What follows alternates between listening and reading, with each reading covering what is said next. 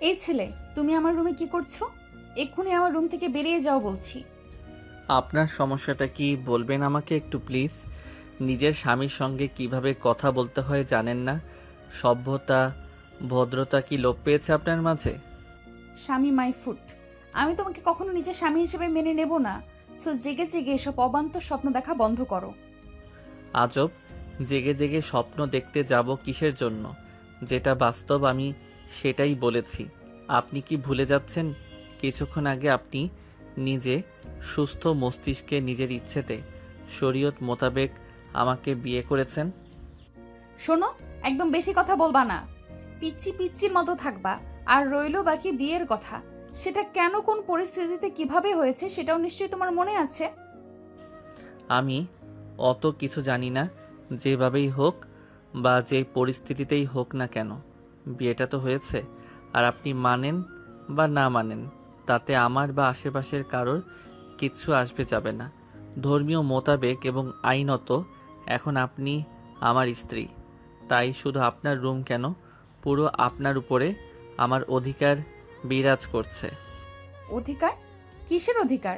ভুলে যেও না, আমি কিন্তু বয়সে তোমার বড়। আর সব থেকে বড় কথা, যেখানে আমি এই বিয়েটাই মানি না সেখানে তোমাকে নিজের স্বামী হিসেবে মেনে নেওয়া তো অসম্ভব। শুধুমাত্র নিজের বাবার পাগলামির শিকার হয়ে আমাকে তোমার মতো একটা পিচ্চিকে বিয়ে করা লাগছে। কিন্তু আমি কখনোই তোমাকে নিজের স্বামী হিসেবে মেনে নিব না। আর নিজেকে স্বামী বলে স্বামীর অধিকারের দাবি নিয়ে দুঃস্বপ্নও কখনো আমার কাছে এসো না। তাহলে আমার থেকে খারাপ আর কেউ হবে না। অহনার এমন অবান্তর কথা শুনে আরিয়ান বেশ বিরক্ত হয়, কিন্তু তারপরও কিচ্ছু বলে না। দেখো, তোমার সাথে এখন বেশি কথা বলতে আমার ভালো লাগছে না। তাই ভদ্র ছেলের মতো যেইভাবে আমার রুমে এসেছিলে ঠিক সেইভাবেই রুম থেকে বেরিয়ে যাও।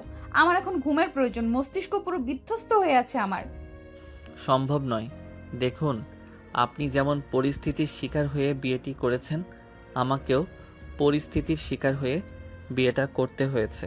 এবং আপনি যেমন আপনার বাবাকে বাঁচানোর জন্য ইচ্ছে না থাকা সত্ত্বেও আমাকে বিয়ে করেছেন, ঠিক তেমনিভাবে আমাকেও আমার বাবা মায়ের জন্য আপনার মতো একজন বদমেজাজি মেয়ের সঙ্গে রুম শেয়ার করতে হবে।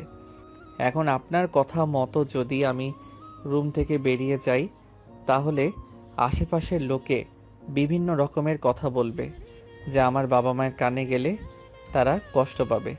এটা ভেবে যে আমি তাদের কথা রাখতে গিয়ে হয়তো তোমার মতো একটা মেয়েকে বিয়ে করে নিজের জীবনটা নষ্ট করে দিলাম। তাদের একটা ভুল ডিসিশনের জন্য যে আমার সারাটা জীবন নষ্ট হয়ে গেল, এটা যদি কোনোভাবে তারা বুঝতে পারে, তাহলে তারা কখনোই সহজভাবে মেনে নিতে পারবে না। আর এটা আমি কখনোই চাই না কোনো কিছুর জন্য আমার বাবা মা কষ্ট পাক। আরিয়ান অহনাকে আর কোনো কথা বলার সুযোগ না দিয়ে অহনাকে পাশ কাটিয়ে ঘরের এক পাশে রাখা সোফায় গিয়ে বসে পড়ে। অহনা আরিয়ানের এমন কাট গলায় উত্তর শুনে আর কিছুই বলতে পারে না, কিন্তু তার চোখে মুখে বিরক্তি আর রাগের ছাপ স্পষ্ট।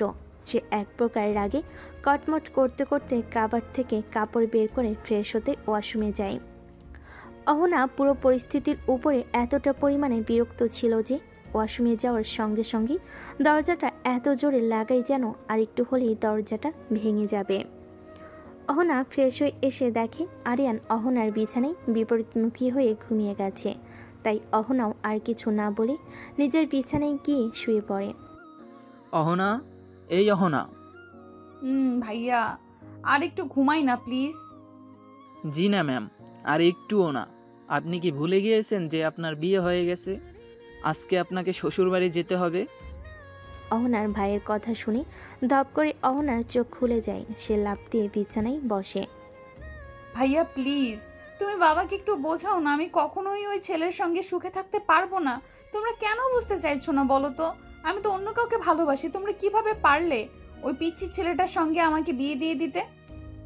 অহনা, ভুলে যেও না, আরিয়ান কিন্তু এখন তোমার স্বামী। তাই তুমি ওর সম্পর্কে এভাবে বলতে পারো না।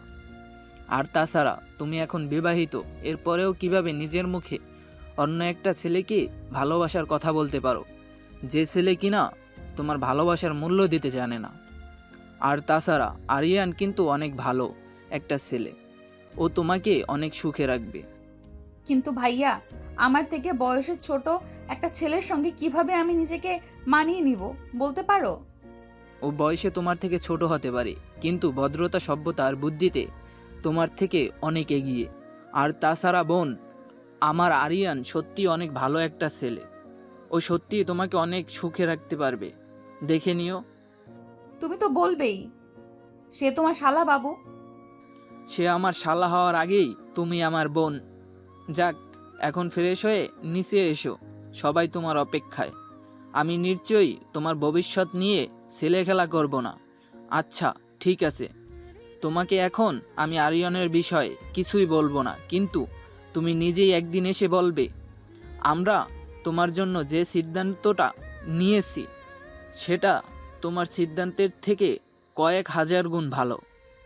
কিন্তু ভাইয়া, আর কোনো কিন্তু নয়, দ্রুত উঠে ফ্রেশ হয়ে নিচে আসো, সবাই তোমার জন্য অপেক্ষা করছে।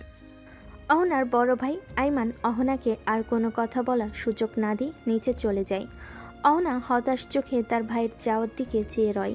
অহনা ফ্রেশ হয়ে নিচে এসে দেখে তার বাবা, ভাই আরিয়ান এবং তার বাবা মায়ের সঙ্গে কথা বলছে। মাঝে মাঝে মৃদু হাসির শব্দ পাওয়া যাচ্ছে সেখান থেকে।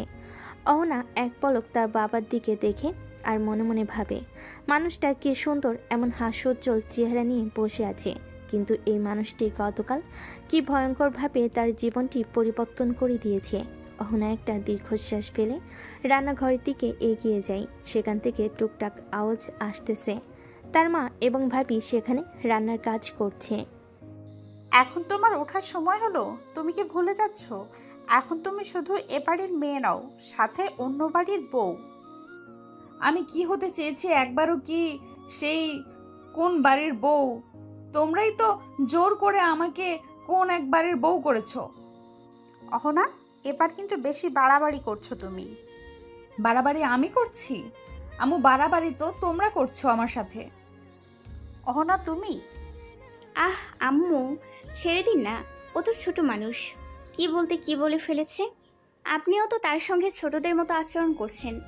আর তাছাড়া আমাদের অহনা কি বাইরে কোথাও যাচ্ছে নাকি? ও তো নিজের এক বাড়ি ছেড়ে আরেক বাড়ি যাচ্ছে। আমার আম্মু তো আগে থেকে অহনাকে অনেক ভালোবাসে। তুমি চিন্তা করো না, তুমি যেমন আমার আম্মুর মেয়েকে নিজের মেয়ের মতো আগলে রেখেছো, ঠিক তেমনই আমার আম্মু দেখো তোমার মেয়েকে কোনো অযত্ন হতে দেবে না। না মা, আমি জানি ও বাড়িতে ওর কোনো অযত্ন হবে না, কিন্তু ওর মধ্যে দিন দিন অভদ্রতা স্বভাব লোপ পাচ্ছে। ছেড়ে দিন আম্মু, ও ছোট মানুষ, কিছুদিন যেতে দিন, ও নিজেই ঠিক হয়ে যাবে। অহনা, তুমি বসার ঘরে যাও, সবাই সেখানে আছে, তাদের সঙ্গে কথা বলো। আমরা এক্ষুনি খাবার দিচ্ছি, তারপর আবার আমাদের বেরোতে হবে। বেরোতে হবে মানে? ও মা, এক রাতেই ভুলে গেলে? গতকাল যে তোমার আমার ভাইটির সঙ্গে বিয়ে হলো, তো আমাদের বাড়ি যেতে হবে না? তোমাকে তো তোমার সংসারটা বুঝে নিতে হবে। বাবা মা আর কয়দিন থাকবে বলো? আমি কোথাও যাব না। আর তাছাড়া ভাবি, বাবা মা না হয় অবুঝ, কিন্তু তুমি কিভাবে তোমারও ইচ্ছে ভাইয়ার সঙ্গে আমার বিয়েটা সমর্থন করছো? তুমি কি ভুলে যাচ্ছ তোমার ভাইয়া আমার কতটা জুনিয়র? আমি কিছুই ভুলি নাই অহনা। আরিয়ান যেমন আমার ভাই, তেমনি তুমিও আমার বোন। তাই তখন সেই পরিস্থিতিতে আমাদের যা ঠিক মনে হয়েছে আমরা সেটাই করেছি। এখন হয়তো তুমি বুঝতে পারছো না, কিন্তু যেদিন তুমি আমার ভাইটিকে বুঝবে এবং জানবে, সেদিন তুমি নিজে আমার ভাইটিকে সব থেকে ভালোবাসবে। কাল্পনিক ভাবনা। সকলেই বসে সকালের নাস্তা করছিল। এমন সময় অহনার বাবা একটু নরম সুরে আরিয়ানের বাবাকে বলল, ভাই সাহেব, মেয়েটা আমার একটু অবুঝ, কিন্তু মনটা অনেক ভালো। আপনারা তো ওকে চেনেন, ও কেমন, তাই যদি একটু ভুল করে থাকে নিজের মেয়ে মনে করে ক্ষমা করে দিবেন। ভাই সাহেব, এটা আপনি কেমন কথা বলছেন? অহনা মামনি কি করে আমার মেয়ে নয়? চিন্তা করবেন না আপনি। আপনি যেমন আপনার বাগিচার ফুলকে যত্ন করে আগলে রেখেছেন, বিশ্বাস রাখতে পারেন আপনার বাগিচার ফুলের কোনো অযত্ন আমি হতে দেব না। আমি জানি ভাই সাহেব, এবং আপনাদের প্রতি আমার পূর্ণ আস্থা আছে। আর তাছাড়া আরিয়ান বাবা তো লাখে একটা। আরিয়ান বাবা যদি অহনার বয়সে ছোট না হতো, তাহলে অনেক আগেই আমি আমার মেয়ের জন্য আপনার ছেলেকে চাইতাম। কিন্তু যেহেতু অহনা মা আরিয়ান বাবার বয়সে বড়, সেহেতু যদি আমি এমন প্রস্তাব করতাম, যদি আপনার কিছু মনে করতেন, সেজন্য আর সাহস হয়ে ওঠেনি বলার। কিন্তু গতকালকের দুর্ঘটনা আমার মনের একটি ইচ্ছা পূরণ করেছে। তা যে বলেছেন ভাই সাহেব, শুধু আপনি কেন, আমিও অহনা মামনিকে নিজের মেয়ে করার জন্য আগ্রহী ছিলাম। কিন্তু যেহেতু আপনার ছেলেটা আমার মেয়ের ছোট, তাই আমিও বেশ কয়েকবার বলতে যেও কথাটা বলতে পারিনি। কি বলছেন ভাই সাহেব? তাহলে তো সৃষ্টিকর্তা আমাদের দুজনেরই মনের ইচ্ছাটা পূরণ করেছে। সকলে যখন নিজেদের মধ্যে কথা বলা এবং আলোচনায় হাসি ঠাট্টায় ব্যস্ত, ঠিক তখনই অহনা লক্ষ্য করে দেখে তার বিপরীতে বসে থাকা আরিয়ান কেমন একটা নজরে যেন তার দিকে চেয়ে আছে। দৃষ্টিটা কেমন যেন অদ্ভুত লাগলো অহনার কাছে। আরিয়ানের দৃষ্টিতে কিছু তো একটা ছিল যেটা অহনা বুঝতে পারেনি, কিন্তু সে ঠিক অনুভব করেছে অন্য সময় হলে হয়তো অহনার রাগ হতো বা খারাপ লাগতো, কিন্তু এখন কেন যেন তার রাগও হচ্ছে না, অস্বস্তিও হচ্ছে না। অনুভূতিগুলো মিলেমিশে একাকার হয়ে গেছে। সকালের খাওয়া শেষ করে আস্তে আস্তে সকলে রেডি হয়ে গেল আরিয়ানদের বাড়িতে যাওয়ার উদ্দেশ্যে। কিন্তু ঠিক তখনই অহনা আবার বেঁকে বসে। সে গুটি গুটি পায়ে তার বাবার সামনে এগিয়ে যায় এবং তার বাবার হাত ধরে কাতর গলায় বলল, বাবা, তুমি যা চেয়েছিলে তাই তো হয়েছে। আমি তো ওকে বিয়ে করেছি, কিন্তু আমি এখনো বাড়িতে যেতে চাই না। দয়া করে তুমি আর অমত করো না। আমি আমার মাস্টার্স পরীক্ষাটা এখান থেকে দিতে চাই, প্লিজ বাবা। তুমি যখন জোনায়েদকে বিয়ে করতে চেয়েছিলে, তখন কি ভেবেছিলে তোমার মাস্টার্স পরীক্ষাটা শেষ হওয়ার পরে তোমার বিয়েটা করা উচিত ছিল? কিন্তু না, তখন তো তুমি বলেছিলে যেহেতু তুমি আর জুনায়েদ একই ইউনিভার্সিটির স্টুডেন্ট, সেহেতু তোমার বিয়ের পরে একসাথে ইউনিভার্সিটিতে যাতায়াত করতে পারবে। তাহলে জুনায়েদ যখন তোমাকে ঠকালো এবং তোমার আরিয়ানের সঙ্গে বিয়ে হলো, এখন কেন তুমি বলছো তুমি শ্বশুরবাড়ি না গিয়ে এখানে থেকে মাস্টার্স শেষ করতে চাও? ভুলে যেও না হোনা, আরিয়ানও কিন্তু তোমার ইউনিভার্সিটির স্টুডেন্ট। তাহলে তুমি সেখানে থেকে আরিয়ানের সাথে কেন ইউনিভার্সিটিতে যাতায়াত করতে পারবে না? কিন্তু বাবা, আমি আর জুনায়েদ সহপাঠী ছিলাম, সেহেতু আমাদের সম্পর্কটা লোকসমাজে ঠিক ছিল। কিন্তু তুমি জানো আরিয়ান 1 নয় 2 নয়, পুরো 3 বছরের জুনিয়র আমার। আমি কিভাবে আরিয়ানকে আমার বন্ধু বান্ধবের সঙ্গে নিজের স্বামী বলে পরিচয় দিব? তুমি কি একবারও ভেবে দেখেছো তখন সকলে আমাদের কি নজরে দেখবে? দেখো মামুনি, স্বামী স্ত্রীর সম্পর্কটা হচ্ছে পবিত্র, এটা আল্লাহর তরফ থেকে তৈরি, সেহেতু তুমি আল্লাহর সৃষ্টিকে কিভাবে চক্ষুকটু বলতে পারো? তোমার আর আরিয়ানের সম্পর্কটা যদি অবৈধ হতো, তাহলে নিশ্চয়ই সৃষ্টিকর্তা তোমাদেরকে একসাথেই বেঁধে দিত না। তোমার বাবা একদমই ঠিক বলেছে মামনি। আল্লাহর নির্দেশনাকে কখনো ছোট করে দেখবে না। তিনি নিশ্চয়ই উত্তম পরিকল্পনাকারী। তার পরিকল্পনা উত্তমের জন্যই তোমাকে আর আরিয়ানকে তিনি এক সুতোয় বেঁধে দিয়েছেন। এখন সেই সুতোকে আরও প্রগাঢ় এবং মজবুত করার দায়িত্ব তোমাদের দুজনের। আর আশা করছি আমাদের ওখানে তোমাদের কোনো অসুবিধা হবে না। তুমিও তো আমার আরেকটা মেয়ে, অন্য সময় তো আমাকে ছেড়ে থাকতেই পারতে না। এখন শাশুড়ি বলে কি পর করে দিচ্ছ নাকি? অহনা এক চিলতে ফিসেল হেসে আরিয়ানের আম্মুকে হালকা জড়িয়ে ধরে বলল, পর আমি তোমাকে নয়, তুমি আমাকে করে দিচ্ছ আন্টি। তুমি তো আমাকে কখনো তুমি সম্বোধন করনি, তাহলে আজ কেন করতেছো? আমি তোমার বৌমা হই বলে এই সম্পর্ক তোমাকে আমার থেকে আলাদা করে দিবে? সে সম্পর্ক ভার বইব কিভাবে বলো তো? কেউ কাউকে পর করিনি। এখন তো মনে হচ্ছে আমি সকলের পর হয়ে গেছি। মামির সম্পর্ক আরো গাঢ় হয়েছে। এদিকে যে বাবাও দাঁড়িয়েছে, বাবাকে সবাই ভুলে গেছে। মেয়ে, তুমি সকলকে নিজের করলে, তবে আমাকে কেন দূরে ঠেলে দিলে? তোমাকে তো আমার আগে পৃথিবীতে আমি আসতে বলিনি, তাহলে কেন তুমি এলে? আর এলেই যখন, তবে কেন তুমি আমার মনে জায়গা করে নিলে? যখন জায়গা করে নিলে, তাহলে কেন এভাবে বিরহের ব্যথা দিচ্ছ বুকে? অহনার বাবা এবং আরিয়ানের বাবা দেশের নামকরা বিজনেসম্যানদের মধ্যে একজন। তাদের ব্যবসায়ী পণ্যের সক্ষতা সারা বিশ্বে ছড়িয়ে রয়েছে।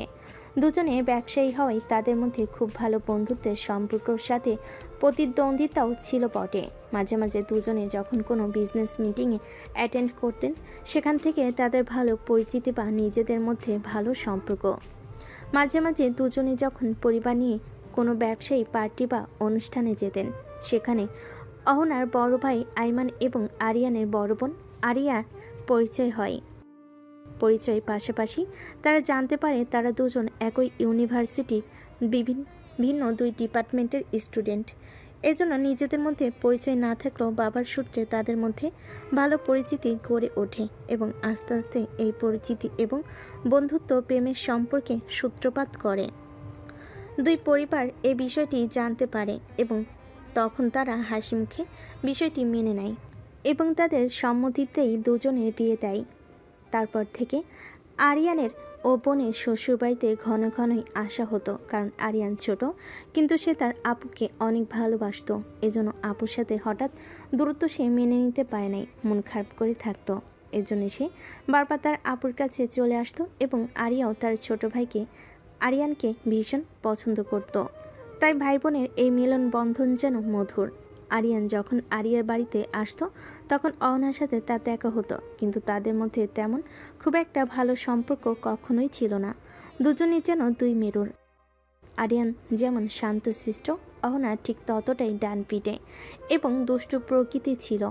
সে সবসময় আরিয়ানকে বিরক্ত করত, পিচ্ছি পিচ্ছি বলে রাগানোর চেষ্টা করত, কিন্তু সে বারবার আরিয়ান কখনোই তার উস্কানিতে গা ভাসায়নি। সে সবসময় শান্ত এবং নীরব চোখে তা উপেক্ষা করত।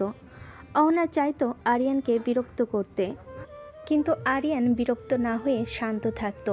এজন্য একসময় অহনা আরিয়ানকে বিরক্ত করা বন্ধ করে দেয়। যখন আরিয়ানকে বিরক্ত করা বন্ধ করে দেয় তখন আরিয়ানের বেশ খারাপ লাগতো। কেন যেন না তার অহনার শূন্যতা কাজ করত। অহনার বিরক্ত করাটা তার মধ্যে ভালো লাগাতো, কিন্তু সে কখনো প্রকাশ করতো না।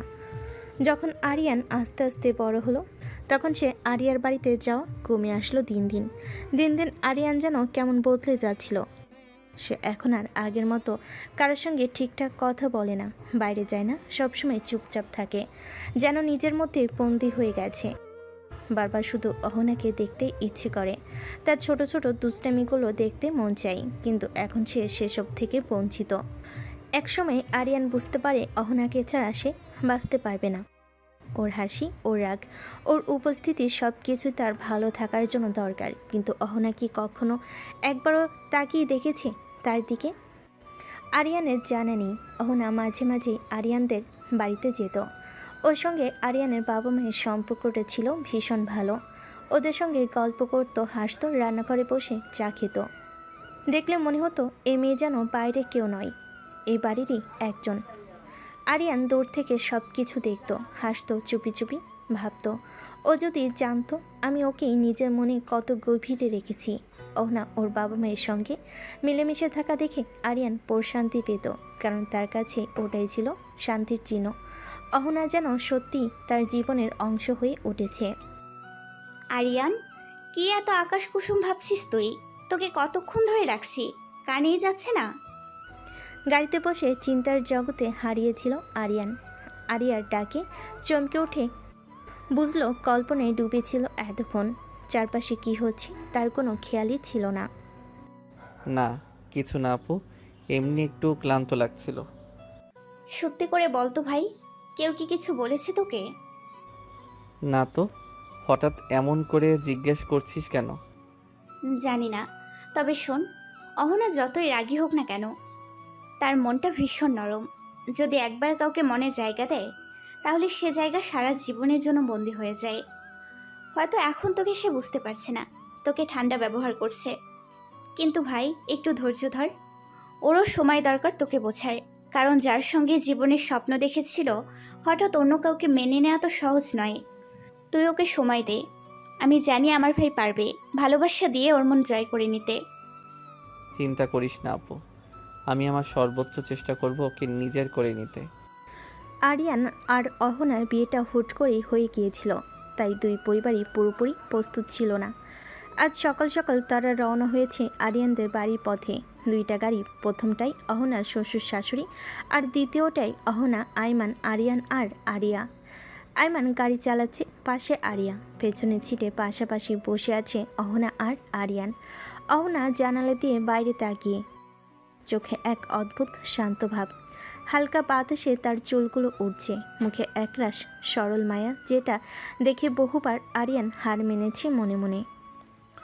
আরিয়ান তাকিয়ে থাকে চুপচাপ গভীরভাবে। ভাবতে ভাবতে সে এতটাই হারিয়ে যায় যে আরিয়ার ডাকও কানে আসে না। হঠাৎ আরিয়া তাকে তার ধ্যান ভাঙিয়ে এবং সে আশেপাশে তাকিয়ে দেখে অহনা এতক্ষণ তার আর আরিয়ানের কথা শুনে আরিয়ানের দিকে শান্ত দৃষ্টিতে তাকায়। হঠাৎ অহনার এমন শামিত সরল দৃষ্টিতে আরিয়ান কিছুটা অবাক হয়।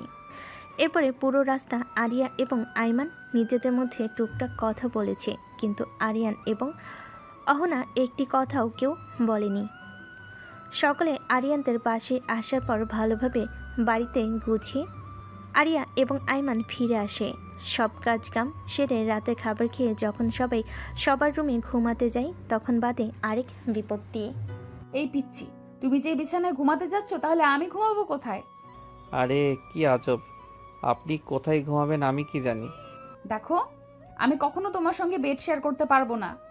দেখুন, আমি বিছানা ছাড়া ঘুমাতে পারি না, এজন্য গত রাতে ঠিক মতো ঘুমাতে পারিনি, যার জন্য এখন পর্যন্ত মাথা ব্যথা করছে।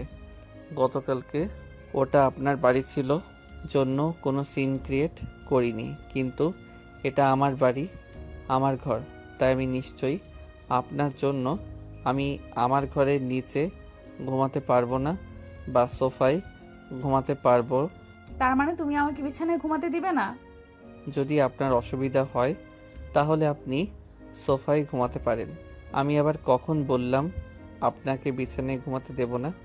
আমি বলেছি আমি নিজে ঘুমাতে পারবো না, আর তাছাড়া আমার বেড অনেক বড়, আপনি চাইলে অন্য পাশে ঘুমাতে পারেন। কি করছো কি? তোমার মাথা ঠিক আছে? আমি তোমার সঙ্গে কখনোই বেড শেয়ার করতে পারবো না। তাহলে আপনি আপনার রাস্তা দেখতে পারেন ম্যাডাম। আরিয়ান কথা শেষ করে কমফোর্টার গায়ে জড়িয়ে আইস করে তার বিছানায় ঘুমিয়ে পড়ে। এদিকে অহনার আরিয়ানের এমন ডোন্ট কেয়ার ভাব দেখে বেশ বিরক্ত হয়। এরপর অহনা আর কোনো উপায় না পেয়ে আরিয়ানের পাশে ফাঁকা জায়গায় শুয়ে পড়ে। এটা লক্ষ্য করে আরিয়ান মুচকি হাসে আর মনে মনে বলে, চিন্তা করো না মেয়ে, ঠিক এইভাবেই আস্তে আস্তে তোমাকে নিজের আয়ত্তে নিয়ে আসবো। আর সেই দিন বেশি দূরে নেই, অনেক কষ্ট দিয়েছো আমাকে, নিজের থেকে দূরে রেখে অনেক জ্বালিয়েছো, আর নয় এই দূরত্ব আমি ঘুচিয়ে ছাড়বো, কথা দিলাম। এদিকে অহনা এক আকাশ সমান অস্বস্তি নিয়ে আরিয়ানের পাশে গুটিসুটি মেরে ঘুমিয়ে যায়। সকালবেলা যখন আরিয়ানের ঘুম ভাঙে তখন সে পাশে লক্ষ্য করে দেখে অহনা তার পাশে নেই। এরপর সে খুব ভালো করে আশপাশটা লক্ষ্য করে।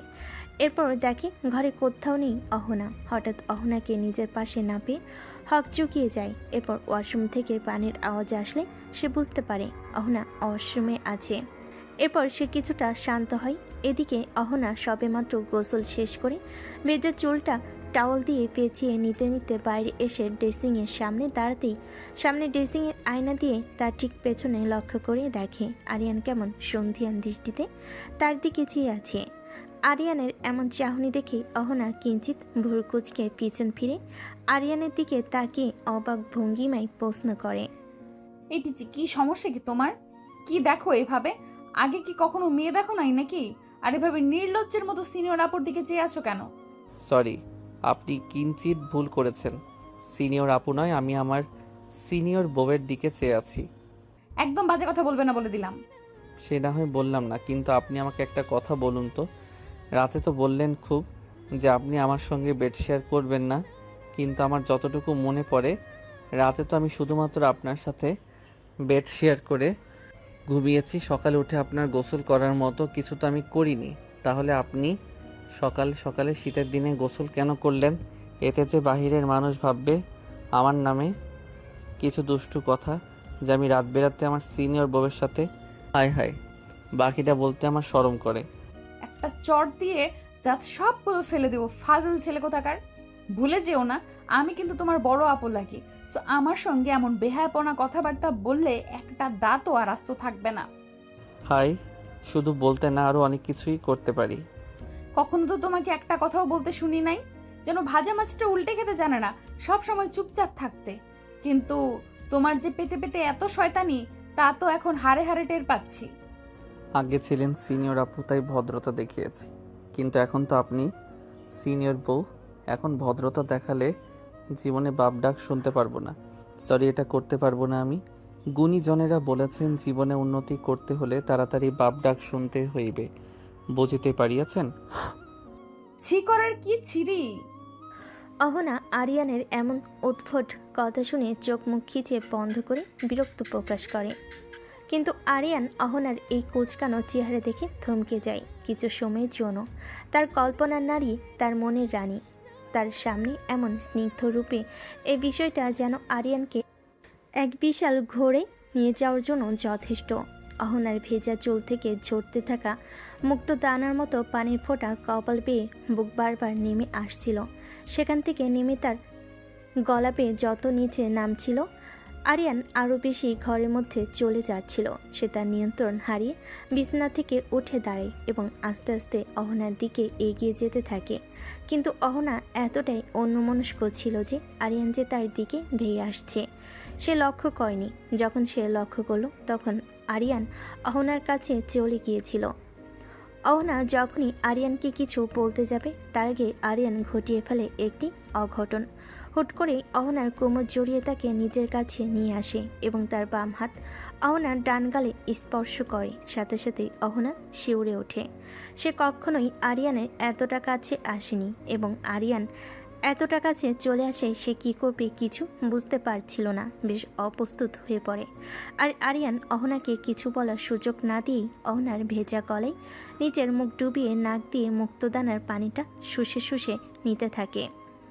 এবার অহনা নিজেকে সংযত করতে না পেরে আরিয়ানকে নিজের থেকে ছাড়ানোর জন্য বেশ খানিকটা জোরে ধাক্কা দিয়ে দেয় এবং আরিয়ান কিছু বুঝে ওঠার আগে সে অহনার ধাক্কা তাল সামলাতে না পেরে পড়ে যায় এবং আরিয়ান কিছু বুঝে ওঠার আগে সে অহনার দেওয়া ধাক্কাতে তাল সামলাতে না পেরে পড়ে যায় এবং তার পেটের কোণে গিয়ে পড়লে বেডের কোণার সঙ্গে তার কপালে লেগে খানিকটা কপাল কেটে যায় এবং তার ঘোর কেটে যায়।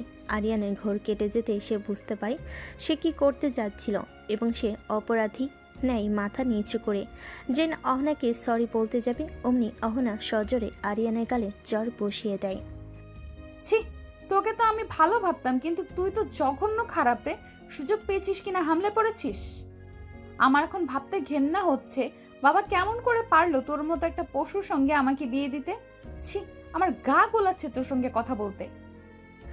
আরিয়ান এখনও অপরাধীর মতো দাঁড়িয়ে রয়েছে। সে আবারও সরি বলতে যাবে তখনই অহনা তাকে আরেকবার ধাক্কা দিয়ে চোখের পানি মুছতে মুছতে বাইরের দিকে এক প্রকার দৌড়ে চলে যায়। আরিয়ান ফ্রেশ হয়ে একেবারে ইউনিভার্সিটি যাওয়ার জন্য রেডি হয়ে নিচে এসে দেখে অহনা বসে আছে এবং তার মা অহনার মাথায় হাত বুলিয়ে দিচ্ছে এবং তাকে খাইয়ে দিচ্ছে পরম যত্নে। আরিয়ান বেশ কিছু মুহূর্ত উপরে সেরকম থমকে দাঁড়িয়ে তার মা এবং বইয়ের খুনসুটি দেখছিল। এরপর সে আলতো পায়ে ধীরে ধীরে এগিয়ে আসে। আম্মু, ক্ষুধা লাগছে, দ্রুত খেতে দাও। আমাকে আবার ইউনিভার্সিটি যেতে হবে। আজকে অনেক ইম্পর্টেন্ট একটা ক্লাস আছে, কোনোভাবে সেটা মিস দেওয়া যাবে না। হ্যাঁ বাবা, তুই একটু বল, আমি এক্ষুনি তোকে খাবার দিচ্ছি। আরিয়ান একটি চেয়ার টেনে বসতে বসতেই এক পলক অহনার দিকে তাকায়। অহনার দিকে দেখে সে এখনও নিচের দিকে তাকিয়ে আছে, একবারও আরিয়ানের দিকে তাকাচ্ছে না পর্যন্ত। আরিয়ান যে একটা মানুষ তার পাশে বসেছে এবং তাকে পর্যবেক্ষণ করছে, সেদিকে অহনার কোনো নজরই নেই। এই নে বাবা, তোর সকালের খাবার। আম্মু, তুমি জানো না তোমার হাতের খাবার না খেলে আমার খাওয়া শেষ হয় না। বাড়িতে নতুন একজন আসতে না আসতেই তুমি আমাকে ভুলে গেছো, আমাকে পর করে দিচ্ছ। দেখো ছেলের কাণ্ড, তোকে তো রোজই খাইয়ে দিই, কিন্তু মেয়েটা তো এখানে নতুন, আমি তো ওরও মা, তাই না? তাই তো এখন সে কি না খেয়ে থাকবে? আমি আবার কখন বললাম না খেয়ে থাকার কথা? আমি শুধু বললাম আমাকে খাইয়ে দাও, আমাকে যেতে হবে। যদি তোমার সময় না থাকে বলো, আমি না খেয়ে চলে যাচ্ছি, বাইরে কিছু খেয়ে নিব।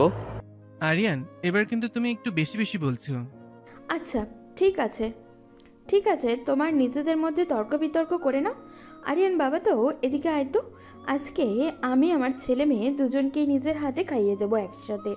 দেখি এদিকে আয় দ্রুত, তোদেরও তো আবার দুজনকে ইউনিভার্সিটিতে যেতে হবে।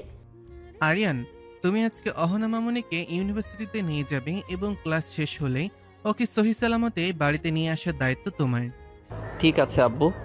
আঙ্কেল, আমি বলছিলাম কি, এখান থেকে তো ইউনিভার্সিটি বেশি দূর না, আমি একাই যেতে পারবো, ওকে আর কষ্ট করতে হবে না। এখানে কষ্টের কি আছে মামনি? তুমি ওর বউ, এটা ওর দায়িত্ব।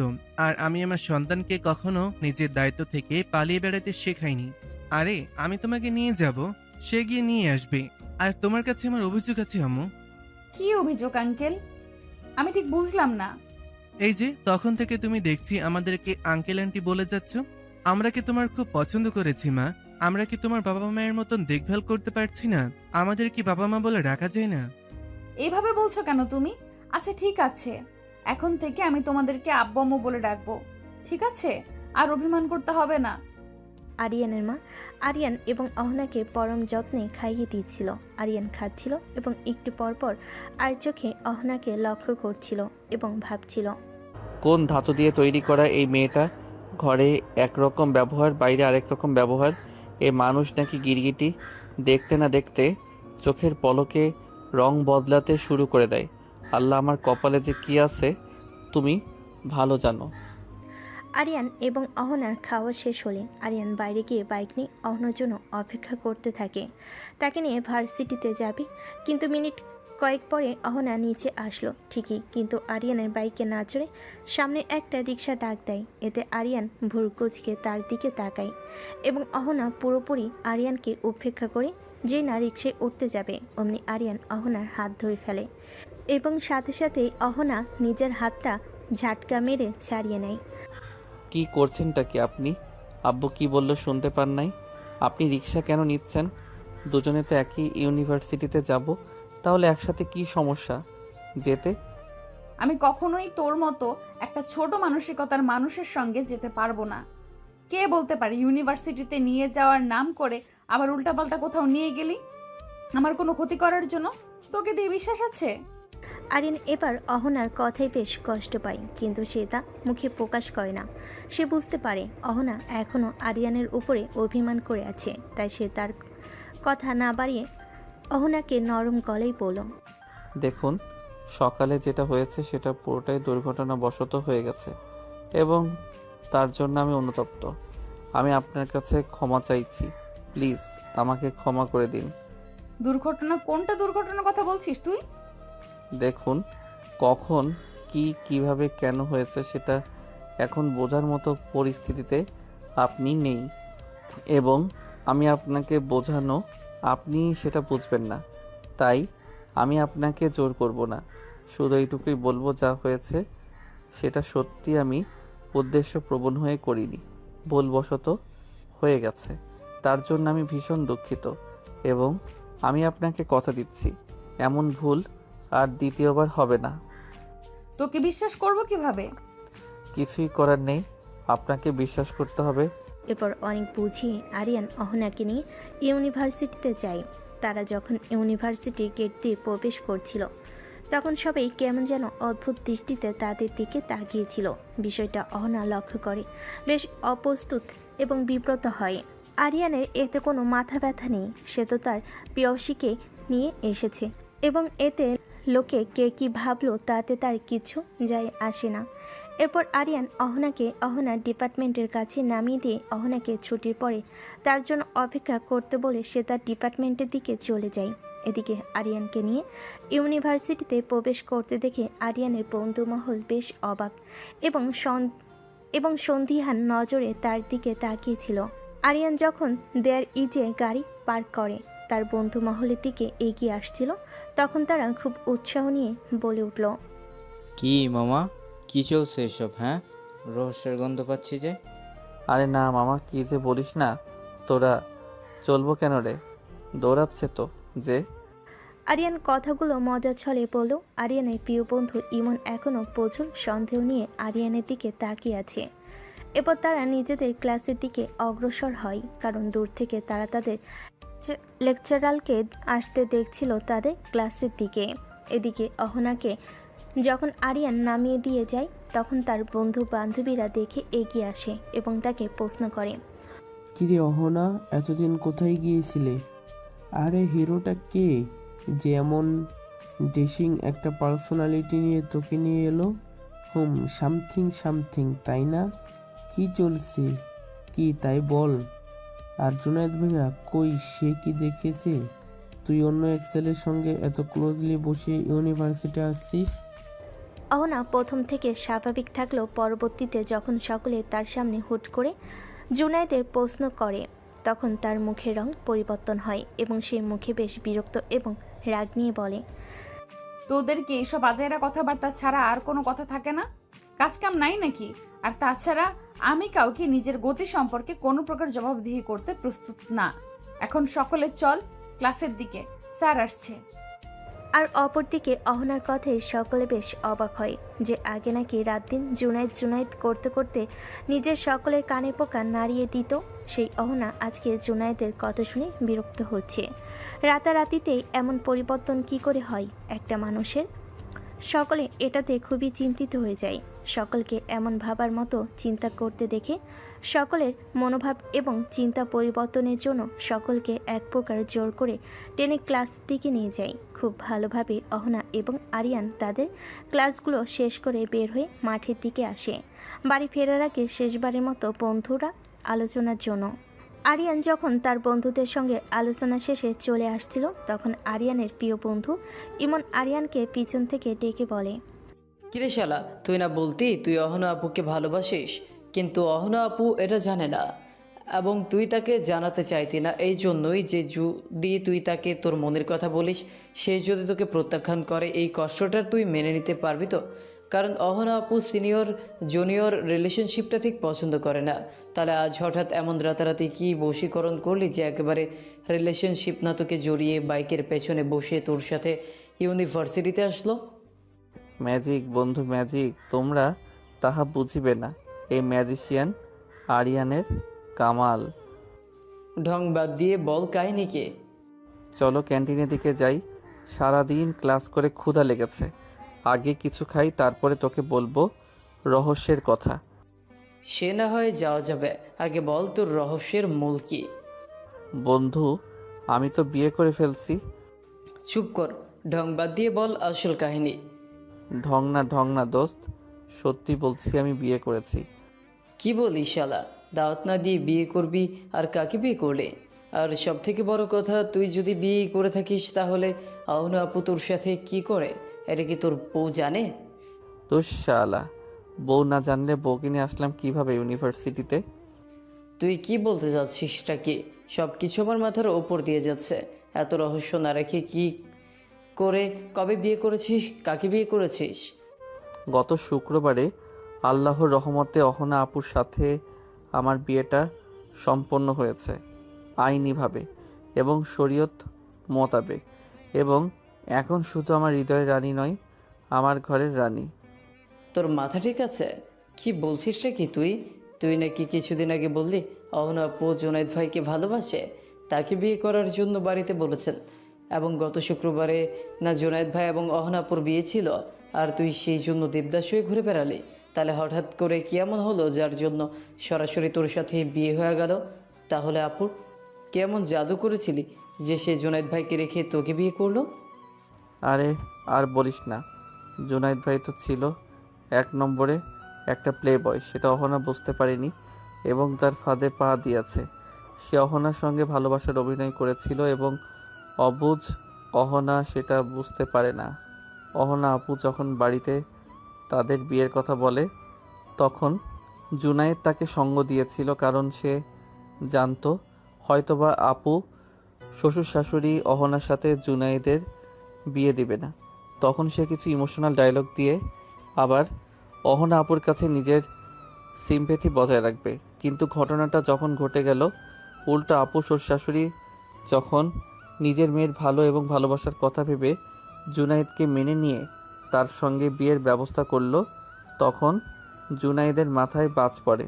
কারণ একজন প্লে বয় ছেলে সারা জীবন যে মেয়েদের সঙ্গে প্রতারণা করে এসেছে এবং মেয়েদের মন নিয়ে খেলাই যার একমাত্র লক্ষ্য, সে কখনো একটা মেয়ের সঙ্গে তার জীবন অতিবাহিত করতে চাইবে না, এবং ঘটলো তাই। বিয়ের দিন যখন সকল আয়োজন সমাপ্ত, বিয়ে পড়ানো হবে, সব কিছু রেডি করেছিল ঘরোয়াভাবে, তখন সবাই বরের জন্য অপেক্ষা করছিল কখন বর আসবে এবং বিয়ে পড়ানো হবে। এভাবে কয়েক ঘন্টা অতিবাহিত হওয়ার পরে যখন আপুর শ্বশুর শাশুড়ি অহনাকে বলে যে কোথায় জুনায়েদ এবং তার পরিবারকে ফোন দাও। তখন অহনা বারবার জুনায়েদকে ফোন দিতে থাকে, কিন্তু জুনায়েদ একটা ফোনও রিসিভ করে না। বারবার জুনায়েদের ফোন বন্ধ দেখায়। এতে অহনা বেশ চিন্তিত হয়ে পড়ে এবং জুনায়েদের বেশ কয়েকজন বন্ধুর কাছে ফোন দিয়ে জানতে পারে জুনায়েদ নাকি তাদেরকে জানায়নি আজকে এবং তার বিয়ের আয়োজন করা হয়েছে। অহনা যখন কুলকিনারা না পেয়ে জুনায়েদের পরিবারকে ফোন করে, তখন তার পরিবার জানায় জুনায়েদ নাকি তাদেরকে স্পষ্ট জানিয়ে দিয়েছে সে এই বিয়ে করতে পারবে না, সে আপনাকে বিয়ে করতে চায় না, তাই সে দেশের বাইরে চলে গিয়েছে। অহনা জুনায়েদের পরিবার কথা শুনে পুরো ভেঙে পড়ে। অহনার এই বিধ্বস্ত অবস্থা দেখে দুলাভাই এবং আঙ্কেল যখন অহনাকে জোর করে কি হয়েছে বলার জন্য, তখন অহনা অনেক কান্না করে, তার ভাই এবং বাবাকে জড়িয়ে ধরে এবং পুরো ঘটনা খুলে বলে। পুরো ঘটনা শোনার পরে আঙ্কেল পুরো ভেঙে পড়ে এবং অসুস্থ হয়ে যায় এক প্রকার। আর এদিকে তার ভাই তো রেগে আগুন, তার কলিজার টুকরা আদরের ছোট বোনকে যে এইভাবে অন্যায়ভাবে কান্না করিয়েছে এবং যার জন্য তার বাবা আজকে অসুস্থ, তাকে সে ধ্বংস না করে ছাড়বে না। এই জন্য সে জুনায়েদের খোঁজ লাগে এবং জানতে পারে জুনায়েদ অন্য একটা মেয়েকে নিয়ে দেশের বাইরে গিয়েছে এবং এটা নাকি জুনায়েদের স্বভাব, এক এক দিন এক এক মেয়ের সঙ্গে সম্পর্ক কন্টিনিউ করা। এরপর যখন আঙ্কেল হঠাৎ করে অসুস্থ হয়ে পড়ে, তখন আঙ্কেলের মতো এমন কঠিন ব্যক্তিত্বের মানুষকে এতটা হতাশ হতে দেখে আমার বাবা আঙ্কেলের কাছে এগিয়ে যায় এবং তাকে পুরো সান্ত্বনা দিতে থাকে। কিন্তু যখন আঙ্কেল পুরো ভেঙে পড়ে, আব্বুর হাত ধরে এক প্রকার কান্না করে দেয়। তখন আব্বু বলে আমার সঙ্গে অহনার বিয়ে দিবে যদি কারো কোনো আপত্তি না থাকে। প্রথম দিকে বেশ প্রতিবন্ধকতা এসেছিল যে আমি অহনা ছোট, অহনা আমার থেকে বড়, এটা নিয়ে অনেক কথা হয়েছিল, কিন্তু সকল কথাকে উপেক্ষা করে আমাদের দুই পরিবার আমাদের সম্পর্কটা মেনে নেয় এবং আমাদের বিয়ের জন্য বলে। ইমন এতক্ষণ খুব ধৈর্য সহকারে এবং মনোযোগ সহকারে আরিয়ানের সমস্ত কথা শুনছিল এবং তার সমস্ত কথা শোনার পরে সে বিস্ময় পুরো অবাক হয়ে আরিয়ানের দিকে তাকায় এবং বোকা স্বরে বলল, অহনা আপু রাজি হলো তোকে বিয়ে করতে? সে কি আর সহজে রাজি হয় রে বন্ধু? সে প্রথমে বলেছিল সে বিয়ে করতে চায় না, কিন্তু পরে যখন আঙ্কেল হঠাৎ করে অসুস্থ হয়ে পড়ে, তখন বাবাকে বাঁচানোর জন্য, বাবার সম্মান বাঁচানোর জন্য এবং নিজের ভুল শুধরানোর জন্য সে রাজি হয়ে যায়। তবে যাই বল বন্ধু, আল্লাহ কিন্তু তোর কপাল তৈরি করেছে। একটা খেতে গেলি ক্রাশের বিয়ে, অথচ ক্রাশকে বউ করে নিয়ে চলে এলি। বাহ, পুরো সিনেমার কাহিনী হয়ে গেছে। তা বন্ধু, বিয়ে তো খাওয়ালি, মিষ্টি না খাইয়ে এখন কি কিছু ট্রিট পাবো? আরে কেন পাবি না, 100 বার পাবি, 10টা না 5টা। তুই আমার একমাত্র কলিজার বন্ধু, তোকে খাওয়াবো না তো খাওয়াবো কাকে? চল যাই ক্যান্টিনের দিকে। এরপর আরিয়ান এবং ইমন দুজনেই ক্যান্টনমেন্টের উদ্দেশ্যে এগিয়ে যায়। আরিয়ান এবং দুজনে ক্যান্টিনে গিয়ে দেখে ক্যান্টিনের একপাশে অহনা এবং তার ফ্রেন্ডরা মিলে আড্ডা দিচ্ছে। ইমন দূর থেকে অহনা এবং তার ফ্রেন্ড সার্কেলকে লক্ষ্য করে আরিয়ানকে বলল, মামা দেখ, এটা মামি না? আরিয়ান এক পলক ইমনের দেওয়া ইশারার দিকে লক্ষ্য করে দেখে সত্যি সত্যি অহনা এবং তার ফ্রেন্ডরা মিলে আড্ডা দিচ্ছে।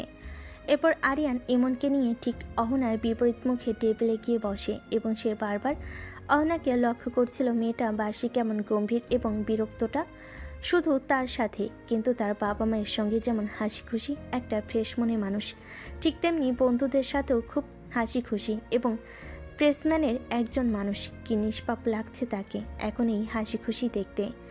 এরপর ইমন আরিয়ানকে উদ্দেশ্য করে বলে, কিরে তুই এখানে এসে বসলি যে?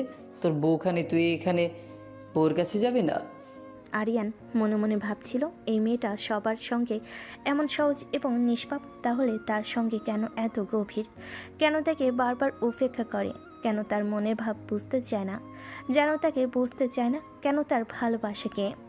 আরিয়ান মনে মনে এসবই ভাবছিল, কিন্তু হঠাৎ এমন প্রশ্নে বেশ বিরক্ত হয়ে পড়ল। বিয়ে করলে কি সবসময় বউয়ের আঁচল ধরে থাকতে হবে নাকি?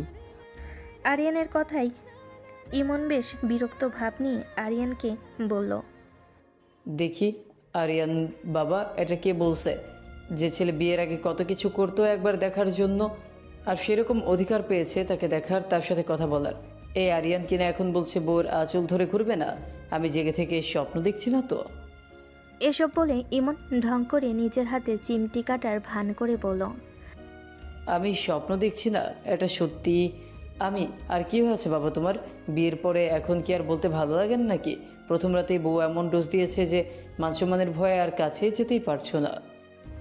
ইমনের এমন উদ্ভট কথা শুনে আরিয়ান যুগান্তরাল হতে পারে এবং সেই ব্যক্তিটা আছে। ওই বিরক্তিটা এবার রাগে পরিণত হয় এবং সে ইমনকে মারার বাহানায় করে উঠলেই তার হাতে লেগে একটা গ্লাস মাটিতে পড়ে যায় এবং সজোরে শব্দ হয়, ভেঙে যায় এবং ক্যান্টিনে যত মানুষ ছিল সবাই তাদের দিকে নজর করে। সাথে অহনা এবং বন্ধু মহলও তাদের দিকে লক্ষ্য করে। সকলেই যখন অবাক হয়ে আরিয়ান এবং ইমনের দিকে তাকায় তখন ইমনও আর নিজেও অপরিচিত হয়ে সকলের থেকে নজর লুকাতে হঠাৎ আরিয়ানের নজর আটকে যায়। অহনা কেমন করে যেন আরিয়ানের দিকে তাকিয়ে আছে। এবার পরিস্থিতি সামাল দিতেই আরিয়ান উঠে গিয়ে অহনার সামনে দাঁড়ায় এবং বলে, অহনা চলো, বাড়ি যেতে হবে। তুই চলে যেতে পারিস, আমার বাড়ি যেতে দেরি হবে, আমি এখন বাড়িতে যাব না। অহনা, তুমি হয়তো ভুলে যাচ্ছ, বাবা সকালে কি বলে দিয়েছে। তিনি বলেছে প্রতিদিন তোমাকে নিয়ে যেতে এবং নিয়ে আসতে, তাই বেশি জিদ করো না, চলো আমাদেরকে বাড়ি ফিরতে হবে। অহনা এবার বেশ বিরক্ত হয়ে কোনো কিছু না ভেবে সকলের সামনে উঠে আরিয়ানের গালে একটা সজোরে চড় মারে এবং রাগে গজগজ করতে করতে বলে সে, এই ছেলে, এই তো সমস্যা কি? তোকে বলেছি না আমি এখন বাড়ি যাব না, তাহলে কেন বারবার তুই আমাকে বিরক্ত করছিস? আরিয়ান বেশ অবাক হয়ে অহনার দিকে কিছুক্ষণ চেয়ে থেকে এরপর আশেপাশে নজর ঘুরিয়ে দেখে সকলে তাকে দেখে হাসছে। এতে আরিয়ান বেশ অপমানিত বোধ করে এবং সে আর কাউকে কিছু না বলে মাথা নিচু করে সেখান থেকে বেরিয়ে যায় এবং ইমন আরিয়ানের পিছনে তাকে ডাকতে ডাকতে যায়, কিন্তু আরিয়ানের জন্য কোনো কথাই তার কানে যাচ্ছে না। এতদিন অহনা আরিয়ানকে অনেকভাবে অপমান করেছে, কিন্তু কখনো আরিয়ানের এতটা খারাপ লাগেনি। কিন্তু আজকে অহনা যেটা করেছে তার জন্য আরিয়ান মনে মনে ভীষণ কষ্ট পেয়েছে। আরিয়ান মনে মনে ভাবে সে কি সত্যি অনেক বেশি বেশি করে ফেলেছে? সে কি সত্যি সত্যি অহনাকে খুব বেশি বিরক্ত করে ফেলেছে? এভাবে সে ভাবছিল এবং তার চোখ দিয়ে কয়েক ফোঁটা নোনা জল গড়িয়ে পড়ে রাগে অপমানে। কিন্তু এদিকে অহনা আরিয়ানকে রাগের কারণবশত চর মেরে দিল। পরবর্তীতে ওর জন্য মনে মনে তার ভীষণ খারাপ লাগে, কারণ আরিয়ান তো ভুল কিছু করেনি। সকলেই তো সত্যি সত্যি আরিয়ানের বাবা তাদের দুজনকে একসাথে ইউনিভার্সিটিতে যাও আসা করার জন্য বলেছিল। সে তো শুধুমাত্র তার দায়িত্ব পালন করতে চেয়েছিল, কিন্তু অহনা এটা কি করলো? অহনা যখন মনে মনে অপরাধ বোধে ভুগছিল এবং এসব ভাবছিল, ঠিক তখনই অহনার বান্ধবী লিজা সামনের দিকে এগিয়ে আসে এবং অহনার কাঁধে হাত রাখে। এতে অহনা বাস্তব জগতে ফিরে আসে কল্পনার জগৎ থেকে। অহনা, ছেলেটা কে রে? আগে তো কখনো তোর সাথে দেখিনি। হ্যাঁ, বেশ কয়েকবার আমাদের ক্যাম্পাসে দেখেছি, কিন্তু তোর সাথে কখনো দেখিনি। তুই কি ছেলেটাকে চিনিস? আর ওই ছেলে তোকে বাসায় যাওয়ার কথা বললো কেন? কিছু তো বুঝলাম না। কবে থেকে তোরা একসাথে যাতায়াত করিস? আর তোরা কি একই বাড়িতে থাকিস নাকি? ও যে বললো ওর বাবা তোদের একসঙ্গে যেতে বলেছে। না, তেমন কিছু না। ও আমার ভাবের ছোট ভাই, আর ওকে এই ক্যাম্পাস দেখাতেই নিয়ে এসেছি, কারণ ও অনার্স 2য় বর্ষের ছাত্র, কেমিস্ট্রি ডিপার্টমেন্টের। তাহলে তুই হঠাৎ তোকে চর মারতে গেলি কেন? আর তোর যে এত হ্যান্ডসাম একটা বেয়াই আছে, আগে তো বলিসনি কেন? আগে বললে কি হতো? না, তেমন কিছু না। তোর বেয়াই মানে তো আমাদেরও বেয়াই লাগে, তাই না? সো এত হ্যান্ডসাম একটা বেয়াই থাকলে কে বা পরিচিত না হয়ে থাকতে পারবে বল? আর তুই ছেলেটাকে হঠাৎ করে মারলি কেন? তুই না গেলে বলতি, আমি ওকে বলতাম আমাকে লিফট দিতে।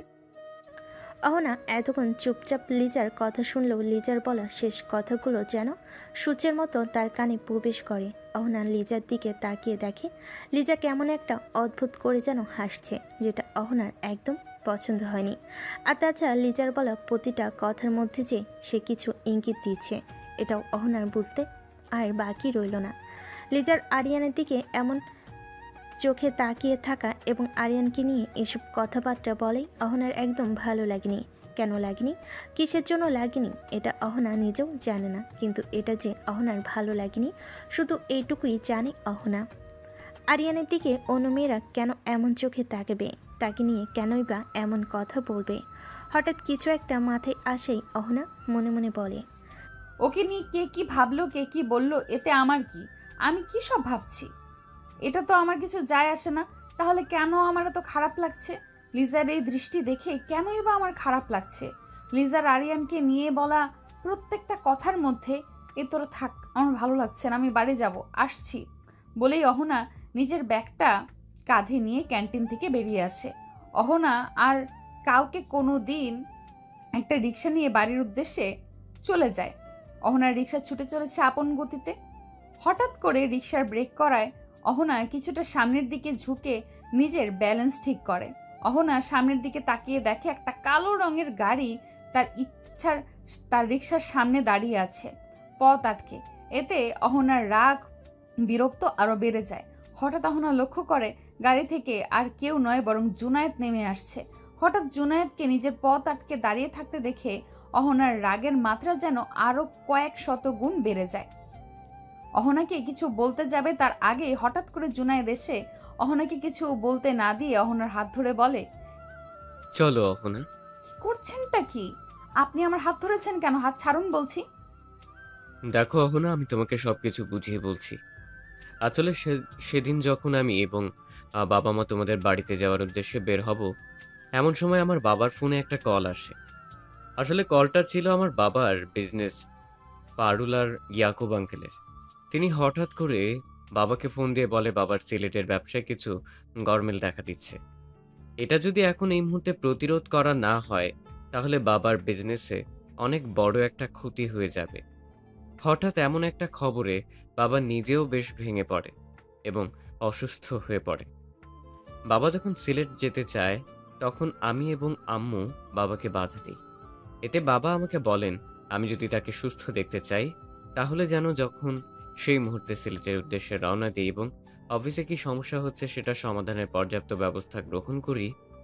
এখন তুমিই বলো, তখন আমি কি করতাম?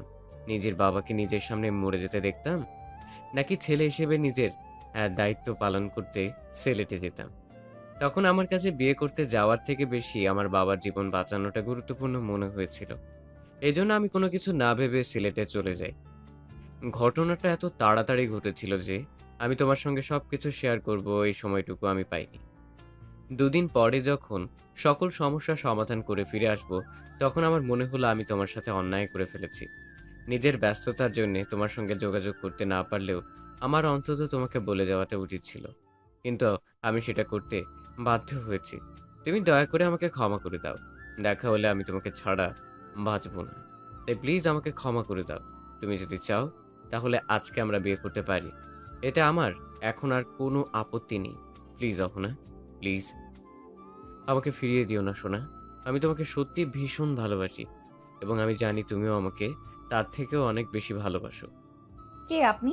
আমি কি আপনাকে চিনি? আর ক নেই বলা নেই, হঠাৎ করে আপনি আমার হাত ধরছেন কেন?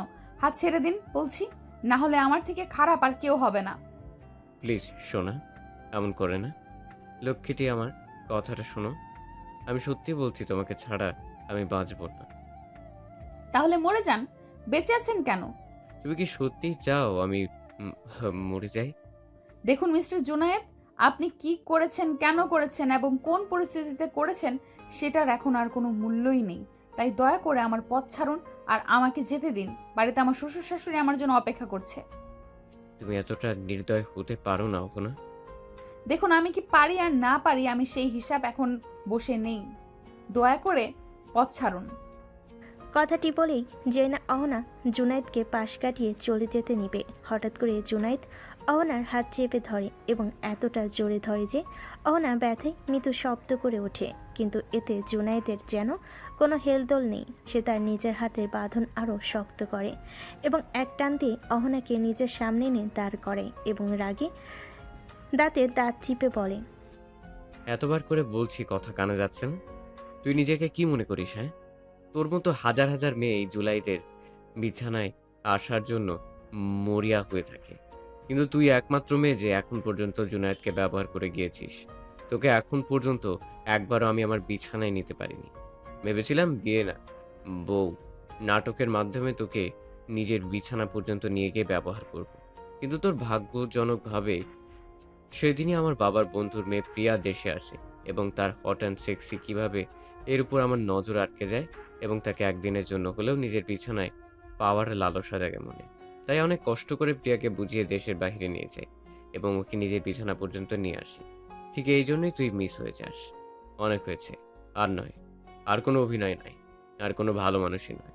তোকে আমার বিছানায় চাই মানে চাই, এবং সেটা আজকে আমি করে ছাড়বো।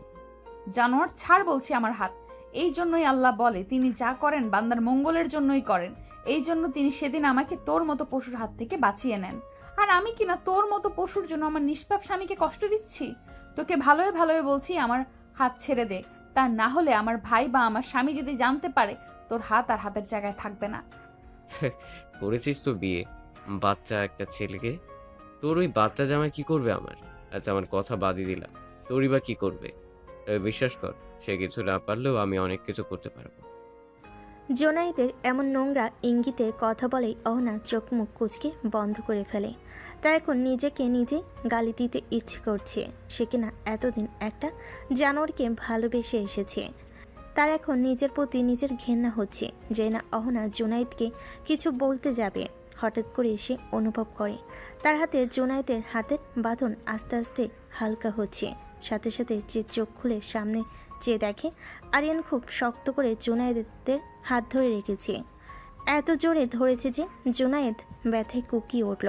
হঠাৎ অহনা লক্ষ্য করে দেখল আরিয়ানের চোখ মুখ লাল হয়ে আছে, যেন জ্বলন্ত আগ্নেয় লাভা। আরিয়ান খুব শক্ত করে জোনায়েদের হাত মুচকে পিছনে ধরে, দাঁতে দাঁত চেপে বলে, কুত্তার বাচ্চা, তোর এত বড় সাহস! তুই আমার বউকে বাজে ভাষা এবং বাজে ইঙ্গিতে কথা বলিস। তোর সেই কলিজা আমি টান দিয়ে ছিঁড়ে ফেলবো, যে কলিজা এত বড় সাহস দেখিয়েছে। আরিয়ান, ছেড়ে দে বলছি, ভালো হবে না কিন্তু। আমার বাবা যদি একবার জানতে পারে তুই আমার শরীরে আঘাত করেছিস, তোর বংশ পুরো নির্বংশ করে দিবে আমার বাবা। তোর বাবা আমার বংশকে নির্বংশ করব, আগে নিজের বংশধরকে আমার হাত থেকে বাঁচিয়ে নে। তোর এত বড় সাহস, তুই আমার স্ত্রীকে খারাপ কথা বলিস। আমার স্ত্রীকে স্পর্শ করা দুঃসাহস ব্যাপার। আজকে তোর জীবনের অন্তিম দিন। এই কথা বলে আরিয়ান এলো পাথারে মারতে থাকে জুনায়েদকে। নাকে মুখে এত ঘুষি মারে এবং পেটে পিঠে একের পর এক লাথি দিতে থাকে। আরিয়ান যে এত হিংস্র হতে পারে সেটা অহনা আজ দেখতে পেল। আরিয়ানকে দেখতে আজকে ভীষণ হিংস্র মনে হচ্ছে অহনার কাছে। সে কখনোই আরিয়ানকে এতটা রেগে যেতে দেখেনি। যে ছেলে কখনো কারোর সঙ্গে উঁচু গলায় কথা বলতো না, সেই ছেলে যে এত ভয়ঙ্কর হয়ে কাউকে এত ভয়ঙ্করভাবে মারতে পারে সেটা আজকে অহনা দেখতে পেল। আর এই মারের এক পর্যায়ে অহনা লক্ষ্য করে দেখল আরিয়ান জুনায়েদকে এতটা মেরেছে যে জুনায়েদের নাক মুখ দিয়ে অজস্র রক্ত পড়ছে। আর কয়েক মুহূর্ত যদি আরিয়ান এভাবে জুনায়েদকে মারতে থাকে তাহলে জুনায়েদের মৃত্যু অনিবার্য। তাই অহনা আর দেরি না করে দ্রুত গতিতে আরিয়ানের কাছে এগিয়ে যায় এবং আরিয়ানকে থামাতে চায়। অহনা দ্রুত গিয়ে আরিয়ানের হাত ধরে ফেলে। এতে আরিয়ান আরও ভয়ঙ্কর হিংস্রভাবে অহনার দিকে তাকালে অহনা বেশ খানিকটা ঘাবড়ে যায়, কারণ সে এই ভয়ঙ্কর রূপ সে এর আগে কখনো দেখেনি। তাই আজকের আরিয়ানকে এভাবে দেখে তার নিজেরও ভীষণ ভয় করছে। কিন্তু এরপরে সে নিজের ভয়টাকে নিজের মধ্যে দাবিয়ে রেখে আরিয়ানের হাত ধরে আরিয়ানকে বারবার থামিয়ে দেয় এবং কোন স্বরে বারবার বলতে থাকে, আরিয়ান প্লিজ ছেড়ে দাও ওকে, ও মরে যাবে তো। অহনার কথাই আরিয়ান আরও রেগে যায় এবং জুনায়েদকে আধামারা করে রাস্তায় ফেলে রেখে দ্রুত গতিতে অহনার দুই বাহু খুব শক্ত করে ধরে এবং জোরালো গলায় বলে, কেন কষ্ট হচ্ছে নাকি নিজের প্রেমিককে এভাবে মায়ের খেতে দেখে? আরিয়ান, ব্যথা লাগছে আমার। আমি ধরলে ব্যথা লাগে, আমি ধরলে খারাপ লাগে, আমি ধরলে কষ্ট লাগে, তাই না? আর এই কুত্তা যখন স্পর্শ করেছিল কোথায় যেন করছিল, এখানে তাই না? না, আমি কি এখানে? তখন তো আপনার কোনো কষ্ট হয়নি, তখন তো দিব্যি সেগুলো উপভোগ করছিলেন। ছি আরিয়ান, কি ভুল সেটা। এগুলো তুমি কেন শুনতে খারাপ লাগছে? খুব খারাপ লাগছে তাই না? কিন্তু যখন এগুলো ঘটছিল তখন তো খারাপ লাগেনি, তাহলে এখন কেন বাঁচাতে চান তাকে? নাকি এখনও অনেক ভালোবাসা বাকি আছে যা খুব উতলে পড়তেছে, তাই না? আসলে আপনাদের মতো মেয়েরা এদের মতো জানোয়ারদের ডিজার্ভ করে। আপনারা কখনো কারো ভালোবাসার ডিজার্ভ করেন না। আমি আপনার আশেপাশে আসলে আপনার যেমন কষ্ট হয়, ঠিক তেমনি যখন আপনি এই জানোয়ারের বাচ্চার সঙ্গে আমার সামনে ডলাডলি করে বেড়াইতে, ঠিক তার চেয়ে কয়েক হাজার গুণ বেশি কষ্ট বুকের এইখানটাই হতো। কিন্তু কখনো বলতে পারিনি এই ভেবে, যদি আপনি মেনে না নেন আর কখনো আমাদের বাড়িতে না আসে, তাহলে যে আমি আপনাকে চোখের দেখা পাওয়ার দেখতে পারবো না। আমি যে বড্ড ভালোবাসি আপনাকে, কিন্তু আপনি সারা জীবন শুধু ইচ্ছে করে দূরে সরিয়ে রেখেছে।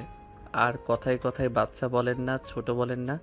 কত ছোট আমি আপনার, খুব জোর করে 2 বছরের, এর থেকে তো মনে হয় না বেশি হবে। কিন্তু খোঁজ নিয়ে দেখেন, পৃথিবীতে এমন অনেক দম্পতি আছে যাদের বয়সের ডিফারেন্স অনেক বেশি, কিন্তু তারা কি সংসার করছে না?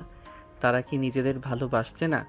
কিন্তু না, আমি যখনই আপনার কাছে ভালোবাসার পাগল হয়ে গিয়েছি, ততবারই আপনি আমাকে দূরে সরিয়ে দিয়েছেন, অপমান করেছেন, অবজ্ঞা করেছেন। আমাদের প্রিয় নবী হজরত মুহাম্মদ সাল্লাল্লাহু আলাইহি ওয়াসাল্লাম যখন হজরত খাদিজা রাদিয়াল্লাহু তাআলা আনহুরকে বিয়ে করেছিলেন, তাদের বয়সের পার্থক্যটা একটু জেনে নেবেন। তাহলে কেন আজকে আমাকে ভালোবাসতে পারবে না? কেন আপনি আমাকে মেনে নিতে পারেন না? কেন আপনি আমাকে বারবার দূরে সরিয়ে দিয়েছেন? অনেক হয়েছে, আর না, আমি আর আসবো না আপনার কাছে ভালোবাসার দাবি নিয়ে। আর কখনো করব না বিরক্ত, আপনাকে কথা দিলাম। কিন্তু বিশ্বাস করুন, এই দিনটার জন্য আপনি পস্তাবেন, খুব বেশি করে পস্তাবেন। এবং সেই দিন আর বেশি না দূরে নেই, যেদিন আপনি নিজেই আমার ভালোবাসা পাওয়ার জন্য ভিক্ষা চাইবে, কাঙাল হয়ে আমার কাছে আসবে, যেমনটা এখন আমি এসেছি আপনাকে কাছে আপনার কাছে বারবার, কিন্তু বারবার আপনি আমাকে প্রত্যাখ্যান করেছেন।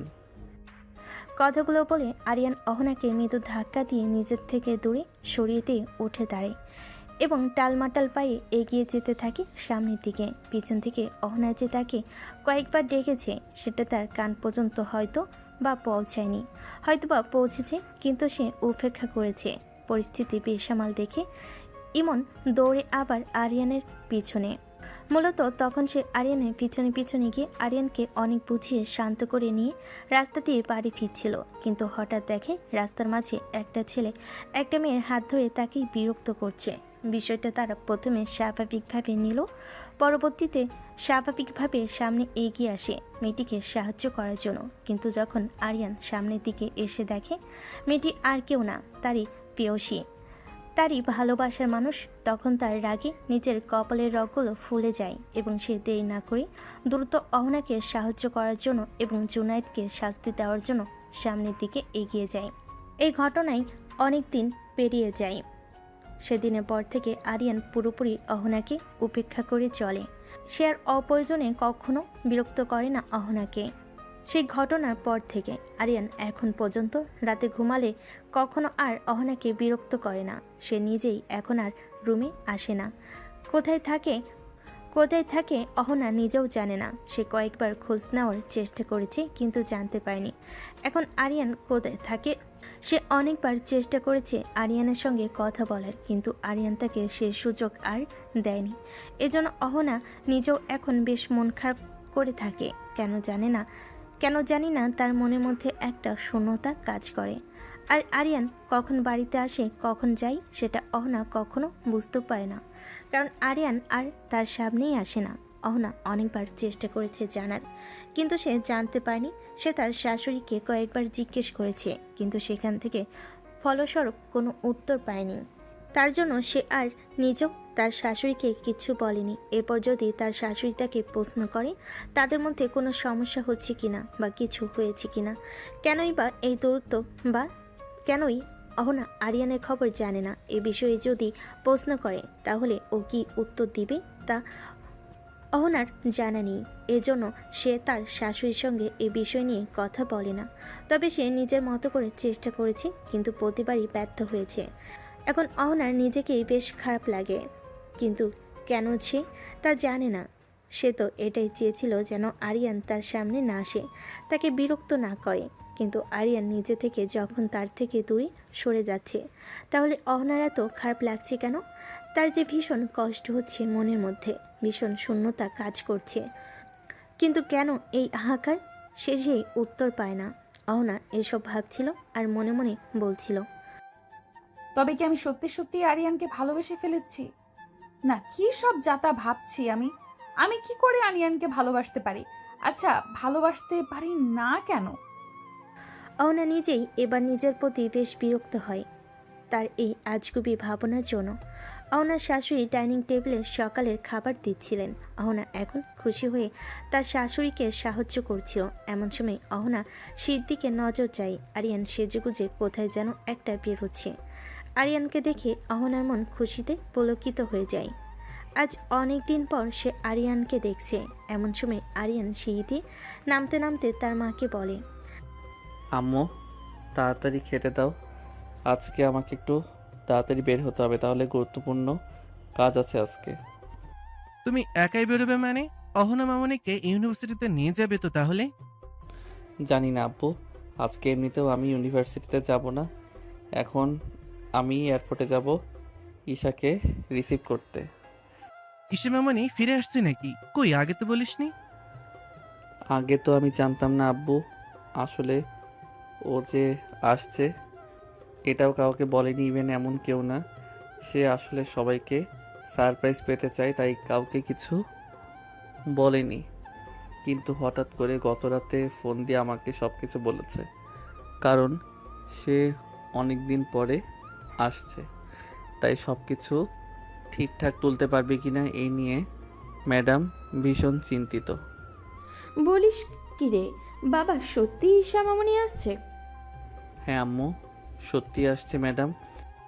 এতক্ষণ ধরে অহনা খুব মনোযোগ সহকারে সকলের কথা শুনছিল, কিন্তু ঈশাকে এখন পর্যন্ত সে চিনতে পারেনি এবং কাকে নিয়ে বা কার আশা নিয়ে সকলের এত উৎসুক সেটাও সে বুঝতে পারছে না।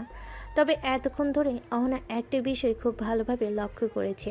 আরিয়ান তার বাবা মায়ের সঙ্গে কথা বলল, এখনও পর্যন্ত একটিবারের জন্য অহনার দিকে চোখ তুলে তাকায়নি বা লক্ষ্য করেনি তাকে। সে যে একটা মানুষ এখানে দাঁড়িয়ে আছে, তাকে আরিয়ান বুঝতে পারছে না নাকি বুঝতে চাইছে না। আরিয়ান খাওয়া দাওয়া করে দ্রুত বেরিয়ে পড়ে এবং আরিয়ান চলে যাওয়ার সাথে সাথেই অহনা তার শাশুড়ি এবং শ্বশুরকে প্রশ্ন করে বসে, আচ্ছা আব্বু আম্মু, এই ঈশা কে? ঈশা হলো আমার বোনের মেয়ে এবং আরিয়ান ইমনের ছোটবেলাকার বন্ধু ও খেলার সাথীও। ইমন এবং আরিয়ানও অহনার ছোটবেলা থেকেই খুব ভালো বন্ধু। তাদের ছেলেবেলা বেড়ে ওঠা এবং স্কুল কলেজ সবই একসাথে। তাদেরকে বলতে পারেন না তারা বন্ধু নাকি ভাই বোন। এভাবে কেটে যাচ্ছিল ওদের এসএসসি পরীক্ষার পরে। ওরা যখন কলেজে ভর্তি হয় তখন থেকে ঈশা পরিবর্তন হতে থাকে। ঈশার ব্যবহার কেমন যেন অদ্ভুত হতে থাকে। সে সবসময় আরিয়ানের সঙ্গে থাকতে চাইতে, ওর সঙ্গে ঘুরতে চাইতো, কথা বলতো। আরিয়ান এটা সহজভাবে নিত, কারণ সে ছোট থেকেই তাকে বান্ধবী এবং বোনের নজরে দেখেছে। তারা একে অপরে খেলার সাথী এবং বিপদের সঙ্গীও ছিল। কেউ কাউকে ছাড়া থাকতে পারতো না। কিন্তু কলেজ যাওয়ার পর যখন হঠাৎ করে কিসের পরিবর্তন লক্ষ্য করে ঈশা কেমন যেন আগের থেকে বেশি আরিয়ানকে সময় দিতে চাইতো। ওর কি ভালো লাগে, ওর কি খারাপ লাগে, ওকে নিয়ে বেশি পজিটিভ হয়ে যাচ্ছিল। বিষয়টা যখন আমাদের বোধগম্য হওয়ার উপক্রম, সেই সময় হঠাৎই ঈশা আরিয়ানকে প্রপোজ করে বসে। আসলে সেদিন ছিল আরিয়ানের জন্মদিন এবং সেদিন ওরা এসেছিল আমাদের বাড়িতে। তোমরা যখন সবাই চলে গিয়েছিলে তখন আরিয়ান কেন যেন মন খারাপ করে নিজের ঘরে বসেছিল। এমন সময় ঈশা আরিয়ানের ঘরে যায় এবং আরিয়ানকে মন খারাপ দেখে তার মন ভালো করার জন্য অনেক চেষ্টা করে। কিন্তু কেন যেন আরিয়ান খুব রেগেছিল। কেন রেগেছিল, কিসের জন্য রেগেছিল, এটা আমরা কেউ জানতাম না। এবং এসব বুঝতে না পেরে সে আরিয়ানের জন্মদিনের জন্য তার মনের কথা আরিয়ানকে জানায়। কিন্তু হঠাৎ করেই আরিয়ান ঈশাকে না করে দেয়, কারণ সে নাকি অন্য কাউকে ভালোবাসে। এই কথাটি শুনে আমরা নিজেরাও ভীষণ অবাক হয়েছিলাম, কিন্তু তখন ছেলে নতুন করে কিছু বলতে পারেনি। ঈশা আরিয়ানের কাছ থেকে এই কথাটি শোনার পর ভীষণ ভেঙে পড়ে এবং অনেক কান্নাও করে।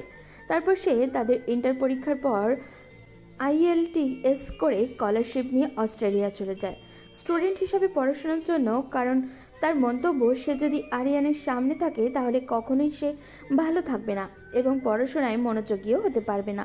কিন্তু আজ 3 বছর পরে সে দেশে ফিরছে। কিন্তু আল্লাহর কাছে লাখো লাখো শুক্রিয়া যে সে ঘটনার পরে তাদের বন্ধুত্বের কোনো পরিবর্তন হয়নি। আরিয়ান অন্য কাউকে ভালোবাসে মানে? এই কথাটি শুনে আমি নিজেও অবাক হয়েছিলাম। অনেকবার জিজ্ঞাসাও করেছি সে কাকে ভালোবাসে, কিন্তু সবসময় উত্তর দিয়েছে সময় হলে তোমাদের সামনে হাজির করব। কিন্তু সময় আর হলো কই। এরপর তোমার বিয়েতে যখন সে অ্যাক্সিডেন্ট ঘটে, তারপরে আমি তার সাথে কথা বলেছিলাম যে সে এই বিয়েতে রাজি কিনা এবং মন থেকে পৌঁছেছে কিনা। আসলে মামনি সেদিন সে স্বীকার করেছিল আমার কাছে যে সে অন্য কাউকে না, তোমাকেই ভালোবাসে, খুব বেশি ভালোবাসে। বিষয়টা আমিও আন্দাজ করেছিলাম, কারণ মায়ের মন তো। তুমি কখনো আমাদের বাড়িতে আসতে ওর চোখে বলে দিতে সে কতটা আগ্রহ এবং আকুলতা নিয়ে তোমাকে দেখতো। ওর চোখের ভাষা কি আমি বুঝতে পারতাম। শোনো মা, আমার ছেলেটা হয়তো চাপা, নিজের মনের কথা অন্যকে প্রকাশ করতে পারে না, বোঝাতেও পারেনি, কিন্তু সেটা সত্যি তোমাকে ভীষণ ভালোবাসে। আরিয়ানের মা অহনার সঙ্গে কথা বলা শেষ করে অহনার মাথায় হাত বুলিয়ে দিয়ে সব কিছু গুছিয়ে আবার রান্নাঘরের দিকে চলে যায় সেগুলো রাখার জন্য। কিন্তু অহনা এখনও সেখানে ঠাই মূর্তির মতো দাঁড়িয়ে থাকে আর মনে মনে ভাবে, এই ছেলে এমন কেন? সে এত আগে থেকে আমাকে ভালোবাসে, কই কখনো তো সে ভালোবাসার দাবি নিয়ে আমার সামনে দাঁড়ায়নি, কখনো আমাকে বলেনি বা বুঝতে দেয়নি। এরপর অহনা মনে মনে কিছু একটা ভেবে মুচকি হাসি দিয়ে সেখান থেকে চলে যায়। বেশ কিছুক্ষণ পরে সকাল থেকে দুপুর হয়ে যায়। এমন সময় আরিয়ানা একটা মেয়েকে নিয়ে বাড়িতে ফিরে আসে। মেয়েটা দেখতে অনেক স্মার্ট এবং সুন্দরীও বটে। মেয়েটি এসে আরিয়ানের বাবা মাকে সালাম দেয়। আসসালামু আলাইকুম আন্টি, কেমন আছো তুমি? ওয়ালাইকুম আসসালাম। কেমন আছে? সেই খবর নেওয়ার মতো সময় কি মানুষের আছে? তারা কত ব্যস্ত। কি যে বলো না আন্টি, তোমাদের কথা আমার সবসময় মনে পড়ে, তো সব থেকে বেশি গাধাটার কথা, কিন্তু তোমাদের আর বিরক্ত করতে চাইনি। বিরক্ত? আরে পাগলি মেয়েরা কখনো বাবা মাকে বিরক্ত করে না। অবশ্য তুমি সেটা বুঝবে কি করে? আমরা তো তোমাকে নিয়ে মনে করলেও তুমি তো আর আমাদেরকে কখনো বাবা মা মনে করো না। পড়লে কখনোই এমনটা করতে পারতে না। সরি আন্টি, ভুল হয়ে গেছে, আমাকে ক্ষমা করে দাও। সত্যি বলছি আর কখনো এমনটা হবে না, প্লিজ আমার সোনা, আমাকে ক্ষমা করে দাও। এই ফাজিল মাইয়া, এই তুই আমাকে গাধা বললি? তুই গাধা, তোর নামই গাধা। ও সরি, তুই তো আবার গাধা না, গাধি। সকলে আরিয়ান এবং ঈশার খুনসুটিতে শব্দ করে হেসে উঠল। হয়েছে ঈশা মামনি, যা তো ফ্রেশ হয়ে আয়, জার্নি করে এসেছিস, নিশ্চয়ই অনেক ক্লান্ত। আমি তোদের খাবার দিচ্ছি। কি যে বলো না আন্টি, ক্লান্ত মানে? এখন তো আরও এনার্জি খুঁজে পেয়েছে, এখন তো তোমাদের অনেক জ্বালাবো, অনেক। আর সব থেকে বেশি জ্বালাবো তোমার এই গাধাটাকে। আমাকে গাধি বলা, তাই না? দেখছি এবার গাধি কি করতে পারে। আইসে আমার নানি রে, আমার খবর করতে যা তো, যা এখান থেকে যা। রাস্তা দিয়ে এসেছো, সেই রাস্তা দিয়ে কেটে পড়ো। দেখেছো আঙ্কেল, তোমার ছেলে আমাকে কিভাবে তাড়িয়ে দিচ্ছে, তুমি এখনো কিছু বলবে না? এই আরিয়ান, কি হচ্ছেটা কি? কেন আমার মামনিটাকে এইভাবে বিরক্ত করছো? সকলে যখন নিজেদের মধ্যে হাসি আর খুনসুটিতে ব্যস্ত, এমন সময় হঠাৎ ঈশার নজর যায় এক কোণে দাঁড়িয়ে থাকা অহনার দিকে এবং সে অহনার দিকে এগিয়ে গিয়ে অজ্ঞাত স্বরে বলে, এই তুমি কে? তোমাকে তো চিনলাম না। মামনি, ও হলো আরিয়ানের বউ আর আমাদের আরেকটা মেয়ে। Oh, you are the lucky girl. Aryan পরিস্থিতিটা স্বাভাবিক করতে জোর করে ঈশাকে নিয়ে উপরে যায়। ঈশা খুনসুটি করতে করতে উপরে যায়। আরিয়ান যদি একবার পিছনে ফিরে তাকিয়ে দেখত, তাহলে হয়তোবা তার নজরে আসতো কেউ একজন চাতক পাখির মতো তাকিয়ে আছে তার হাতের দিকে, যে হাত দিয়ে সে ঈশার হাত ধরে উপরে নিয়ে যাচ্ছে। সে চোখ দিয়ে হয়তো বা কয়েক ফোঁটা নোনা পানি গড়িয়ে পড়ল। কিছুক্ষণ পরে ঈশা ফ্রেশ হয়ে আরিয়ানের রুমের দরজায় নক করে, কারণ ঈশা এবং আরিয়ানের রুম একদম পাশাপাশি। এরপর আর বাইরে এলে তারা দুজন মিলে একসাথে নিচে আসে।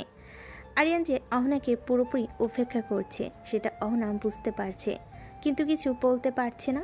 আর অন্যদিকে ঈশাকে নিয়ে আরিয়ানের এত বাড়াবাড়ি, তার উপরে যেখানে ঈশা আরিয়ানকে ভালোবাসে। এটা জানার পরও অহনার সামনে আরিয়ান ঈশার সাথে এমন ক্লোজলি মেলামেশা অহনার মোটেও ভালো লাগছে না। এরপর খাবার টেবিলে বসে ঈশার আরিয়ানের ন্যাকামি দেখে এক পর্যায়ে অহনা না খেয়ে উঠে যায়। বিষয়টাকে লক্ষ্য না করলেও আরিয়ান তাকে লক্ষ্য করেছে, কিন্তু এখন সে কিছুই বলল না। পরের দিন সকালে নাস্তার টেবিলে বসে আরিয়ানের বাবা বলল, আরিয়ান, তুমি আজকে ইউনিভার্সিটিতে যাবে না? জি আব্বু, আজকে ইউনিভার্সিটিতে যাব। ঠিক আছে, যাওয়ার সময় অহনা মামনিকে দেখে শুনে নিয়ে যাবে এবং নিয়ে আসবে।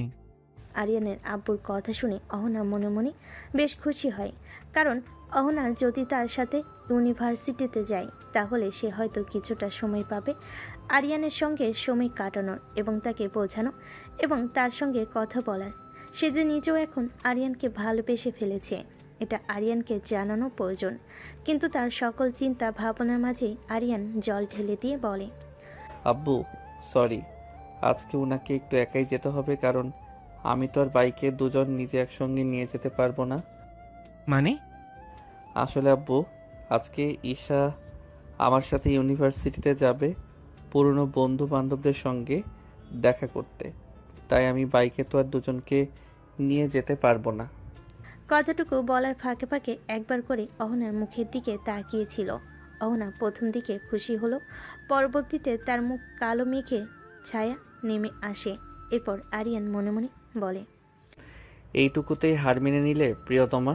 তাহলে আমি এতগুলো বছর কিভাবে চললাম এই আগুনে?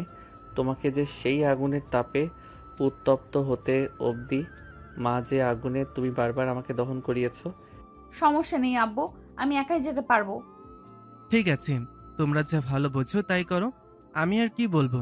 তবে হ্যাঁ, যাই করো সকালে কিন্তু দুপুরের আগে ফিরে আসবে, কারণ আজকে আইমান আর আরিয়া আসবে আমাদের বাড়িতে, সাথে অহনার আব্বু আম্মু।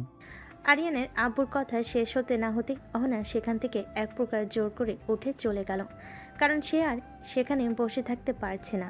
অনেক কষ্টে সেখানে কান্না আটকে বসেছিল। ভাতের দানা যেন তার গলা দিয়ে নামছিল না, বারবার যেন গলায় আটকে যাচ্ছিল। এরপর ইউনিভার্সিটিতে আরিয়ান ঈশাকে নিয়ে ঘুরেছে, অনেক দুষ্টামি করেছে, হাসি ঠাট্টা করেছে এবং দূর থেকে একজন সেগুলো লক্ষ্য করেছে আর নীরবে চোখে পানি ফেলেছে। আরিয়ান সারাদিন একবারও অহনার সামনে আসেনি, সারাদিন ঈশাকে নিয়েছিল। দুপুরে ইউনিভার্সিটি থেকে সকলে তাড়াতাড়ি চলে আসে এবং তারা এসে দেখে আইমান, আরিয়া এবং অহনার বাবা মা আরিয়ানদের বাড়িতে এসেছে। অহনা তার বাবা মা এবং ভাইয়ের সাথে অনেক আবেগঘন কিছু মুহূর্ত পার করে। সে পুকুরে চলে যায় এবং সবাইকে বিদায় জানিয়ে এই পুরোটা সময় সকলেই নিজেদের মতো নিজেরাই সময় পার করলেও একজন প্রথম থেকেই অহনাকে লক্ষ্য করে বেশ অবাক হয়। অহনা এমন চুপচাপ এবং মনমরা বা শান্ত থাকার মেয়ে নয়, তাহলে এমন করছে কেন? তার কি কিছু হয়েছে? তাই অহনা সকলের আড়ালে নিজের ঘরে চলে যেতে চাইলে তার পিছু পিছু আরিয়াও সকলের থেকে বিদায় নিয়ে তার পিছু পিছু ঘরে যায়। আসতে পারি? আরে ভাবি, অনুমতি নিতে হবে না, চলে আসো। তুমি তো আগে কখনো আমার ঘরে আসার জন্য অনুমতি নাও নাই, তাহলে এখন কেন নিচ্ছ? আরে আগে তো নন্দিনী একলাই থাকতো, এখন তো আর সেই সময় নেই। এখন তো ভাইয়ের বউ যেহেতু থাকবে, সে তো ভাইয়ের ঘরে আসার জন্য নক করে আসাটাই বুদ্ধিমানের কাজ। তাই বুঝি ননদকে পর করে ভাইয়াকে আপন করে নিলে ভাবি? আচ্ছা ঠিক আছে, সরি বাবা, ভুল হয়েছে। আচ্ছা তুমি এখন বলো তো তোমার কি হয়েছে? আমার আবার কি হবে? কিচ্ছু না। দেখো অহনা, তুমি অন্যজনকে বোকা বানাতে পারলেও আমাকে বোকা বানাতে পারবে না। বলো কি হয়েছে? এতদিনের এই চাপা অনুভূতিগুলো আর লুকিয়ে রাখতে পারল না অহনা। আরিয়াকে জড়িয়ে ধরল এবং বলতে শুরু করলো, আমার আর ভালো লাগছে না ভাবি। 1 মাস হতে চললো তোমার ভাই আমার সঙ্গে ঠিকমতো কথা বলে না, আমি বলতে চাইলে সে সুযোগ দেয় না, সে তো ঘরেই আসে না। আপনার ঘরে না আমার কোনো খোঁজ নিয়েছে। তুমি নিজেও তো এটাই চাইতে। চাইতাম বলে কি চাওয়ার কোনো পরিবর্তন হতে নেই ভাবি? তবে কি ভালোবাসো আমার ভাইটিকে? জানি না কবে কখন কিভাবে হয়েছে, তবে এই সর্বনাশটা হয়েছে। আমি আসক্ত হয়েছি তোমার ভাইকে। সত্যি বলছি ভাবি, আমি তাহলে পুরো শেষ হয়ে যাচ্ছি। এই তাহবানার দিকে বাঁচার জন্য হলে তোমার ভাইকে আমার লাগবে। আমি কি কথা বলবো ভাইয়ের সাথে? ভীষণ করে লাগবে। না ভাবি, আমাকে কিছু একটা করতে হবে। আমাকে আমার অধিকারটা বুঝে নিতে হবে। অহনা আর আরিয়া বেশ কিছুক্ষণ একইভাবে বসে গল্প করছিল। অহনা আরিয়াকে জড়িয়ে ধরে বসেছিল এবং আরিয়া অহনার মাথায় যত্ন সহকারে হাত বুলিয়ে দিচ্ছিল। রাতে খাবার টেবিলে বসে সকলে খাচ্ছিল এবং নিজেদের মধ্যে টুকটাক কথা বলছিল। কিন্তু অন্যদিকে আরিয়ান এবং ঈশা একজন আরেকজনের খাবার প্লেটে খুব যত্ন করে খাবার তুলে দিচ্ছে, যেটা আরেকজনের সহ্য হয়নি। তাই সে খাবার থেকে উঠে যায়। হুট করে অহনা উঠে পড়তে সকলে তার দিকে তাকায় এবং জিজ্ঞেস করে সে উঠে গেছে কেন, কিন্তু সে তাদেরকে এই বাহানা দিয়ে সেখান থেকে চলে আসে। কিন্তু পুরো বিষয়টা আরিয়া ঠিকই বুঝতে পারে এবং মনে মনে হাসে আর বলে, এই দুই পাগল ভাঙবে তবুও মচকাবে না। রাতে খাবার শেষে আইমান, আরিয়ান, ঈশা এবং অহনা ছাদে বসে আড্ডা দিচ্ছিল। আইমনও আরিয়া এবং অহনার বাবা মা আজকে আরিয়ানদের বাড়িতে থাকবে। আগামীকাল সকালে তারা ফিরবে, সেজন্য রাতে তারা ছাদে বসে আড্ডা দিচ্ছিল। এমন সময় হুট করে ঈশা আরিয়ানের এক হাতে বাহু ধরে তার কাঁধে মাথা রাখে। আর এটা অহনা দেখে সহ্য করতে না পেরে সেখান থেকে দৌড়ে নিজের ঘরে চলে আসে। অহনা সেখান থেকে চলে যেতেই আরিয়ানকে উদ্দেশ্য করে বলে, ভাই এবার কি বিষয়টা বাড়াবাড়ি হয়ে যাচ্ছে না? আরিয়ার কথা শুনে আইমনও, আরিয়ান এবং ঈশা তিনজনেই বুঝতে পারে এবার বিষয়টা সত্যি সত্যি বাড়াবাড়ি পর্যায়ে চলে যাচ্ছে। এরপর আরিয়ান নিজেও সবার থেকে বিদায় নিয়ে চলে আসে। আরিয়ান সবার থেকে বিদায় নিয়ে নিজে সবার আগে রান্নাঘরে আসে এবং সেখান থেকে একটা প্লেটে খাবার নিয়ে নিজের রুমের দিকে যেতে থাকে। আরিয়ান এসে দেখে পুরো রুম অন্ধকার করা, তাই সে খাবারের প্লেটটা টেবিলের উপর রেখে ঘরে লাইট অন করে। হঠাৎ করে ঘরে লাইট জ্বলে ওঠে। অহনা বালিশের থেকে মুখ তুলে দ্রুত চোখের পানি মুছে ফেলে, কিন্তু অহনা দ্রুত মুছতে চাইলেও আরিয়ান ঠিকই সেটা দেখে ফেলে। এরপর আরিয়ান ঘরের দরজাটা লাগিয়ে দিয়ে বিছানার কাছে গিয়ে অহনার সামনে বসে। কি হয়েছে আপু, আপনি কান্না করছেন কেন? আগে তো মনে আগুন, তারপর হুট করে আরিয়ানের মুখে আপুর সম্বোধন শুনে অহনার চট করে উঠে আরিয়ানের গলা চেপে ধরে টান দিয়ে একদম নিজের মুখের কাছে নিয়ে এসে রাগে গজগজ করে বলে ওঠে, এই ছেলে, এই তোর আপু কে? হ্যাঁ, কেন আপু? আপনি তো বলেছেন আপনি আমার সিনিয়র বড় আপু, আপনাকে সম্মান দিতে, তাই তো আমি আপনাকে সম্মান দিচ্ছি। কিন্তু এটাতেও সমস্যা? আমি ফোন তো করেছি, বলুন তো যা করি তাতেই আপনার সমস্যা? আর একবার যদি তোর এই গলা দিয়ে আপু ডাক বেরিয়েছে তো এখানেই মেরে পুঁতে রেখে দেবো বলে দিলাম। আরে আরে আপু, করছেনটা কি? ব্যথা পাচ্ছি তো। আর এতদিন তুই যে আমাকে এত ব্যথা দিয়েছিস তার বেলায় ব্যথা? এত যে নিজেকে আড়াল করে রেখেছিস আমার থেকে, ওই ঈশানা ভিসার সাথে সারাদিন ঘেঁষাঘেঁষি করে বেরিয়েছিস, আমাকে উপেক্ষা করেছিস। তুই জানিস আমার কত কষ্ট হয়েছে? কেন কষ্ট হয়েছে কেন? আপনি না নিজেই চাইতেন আমি যেন আপনার থেকে দূরে দূরে থাকি? তাহলে জানি না কেন, তবে কষ্ট হয়েছে।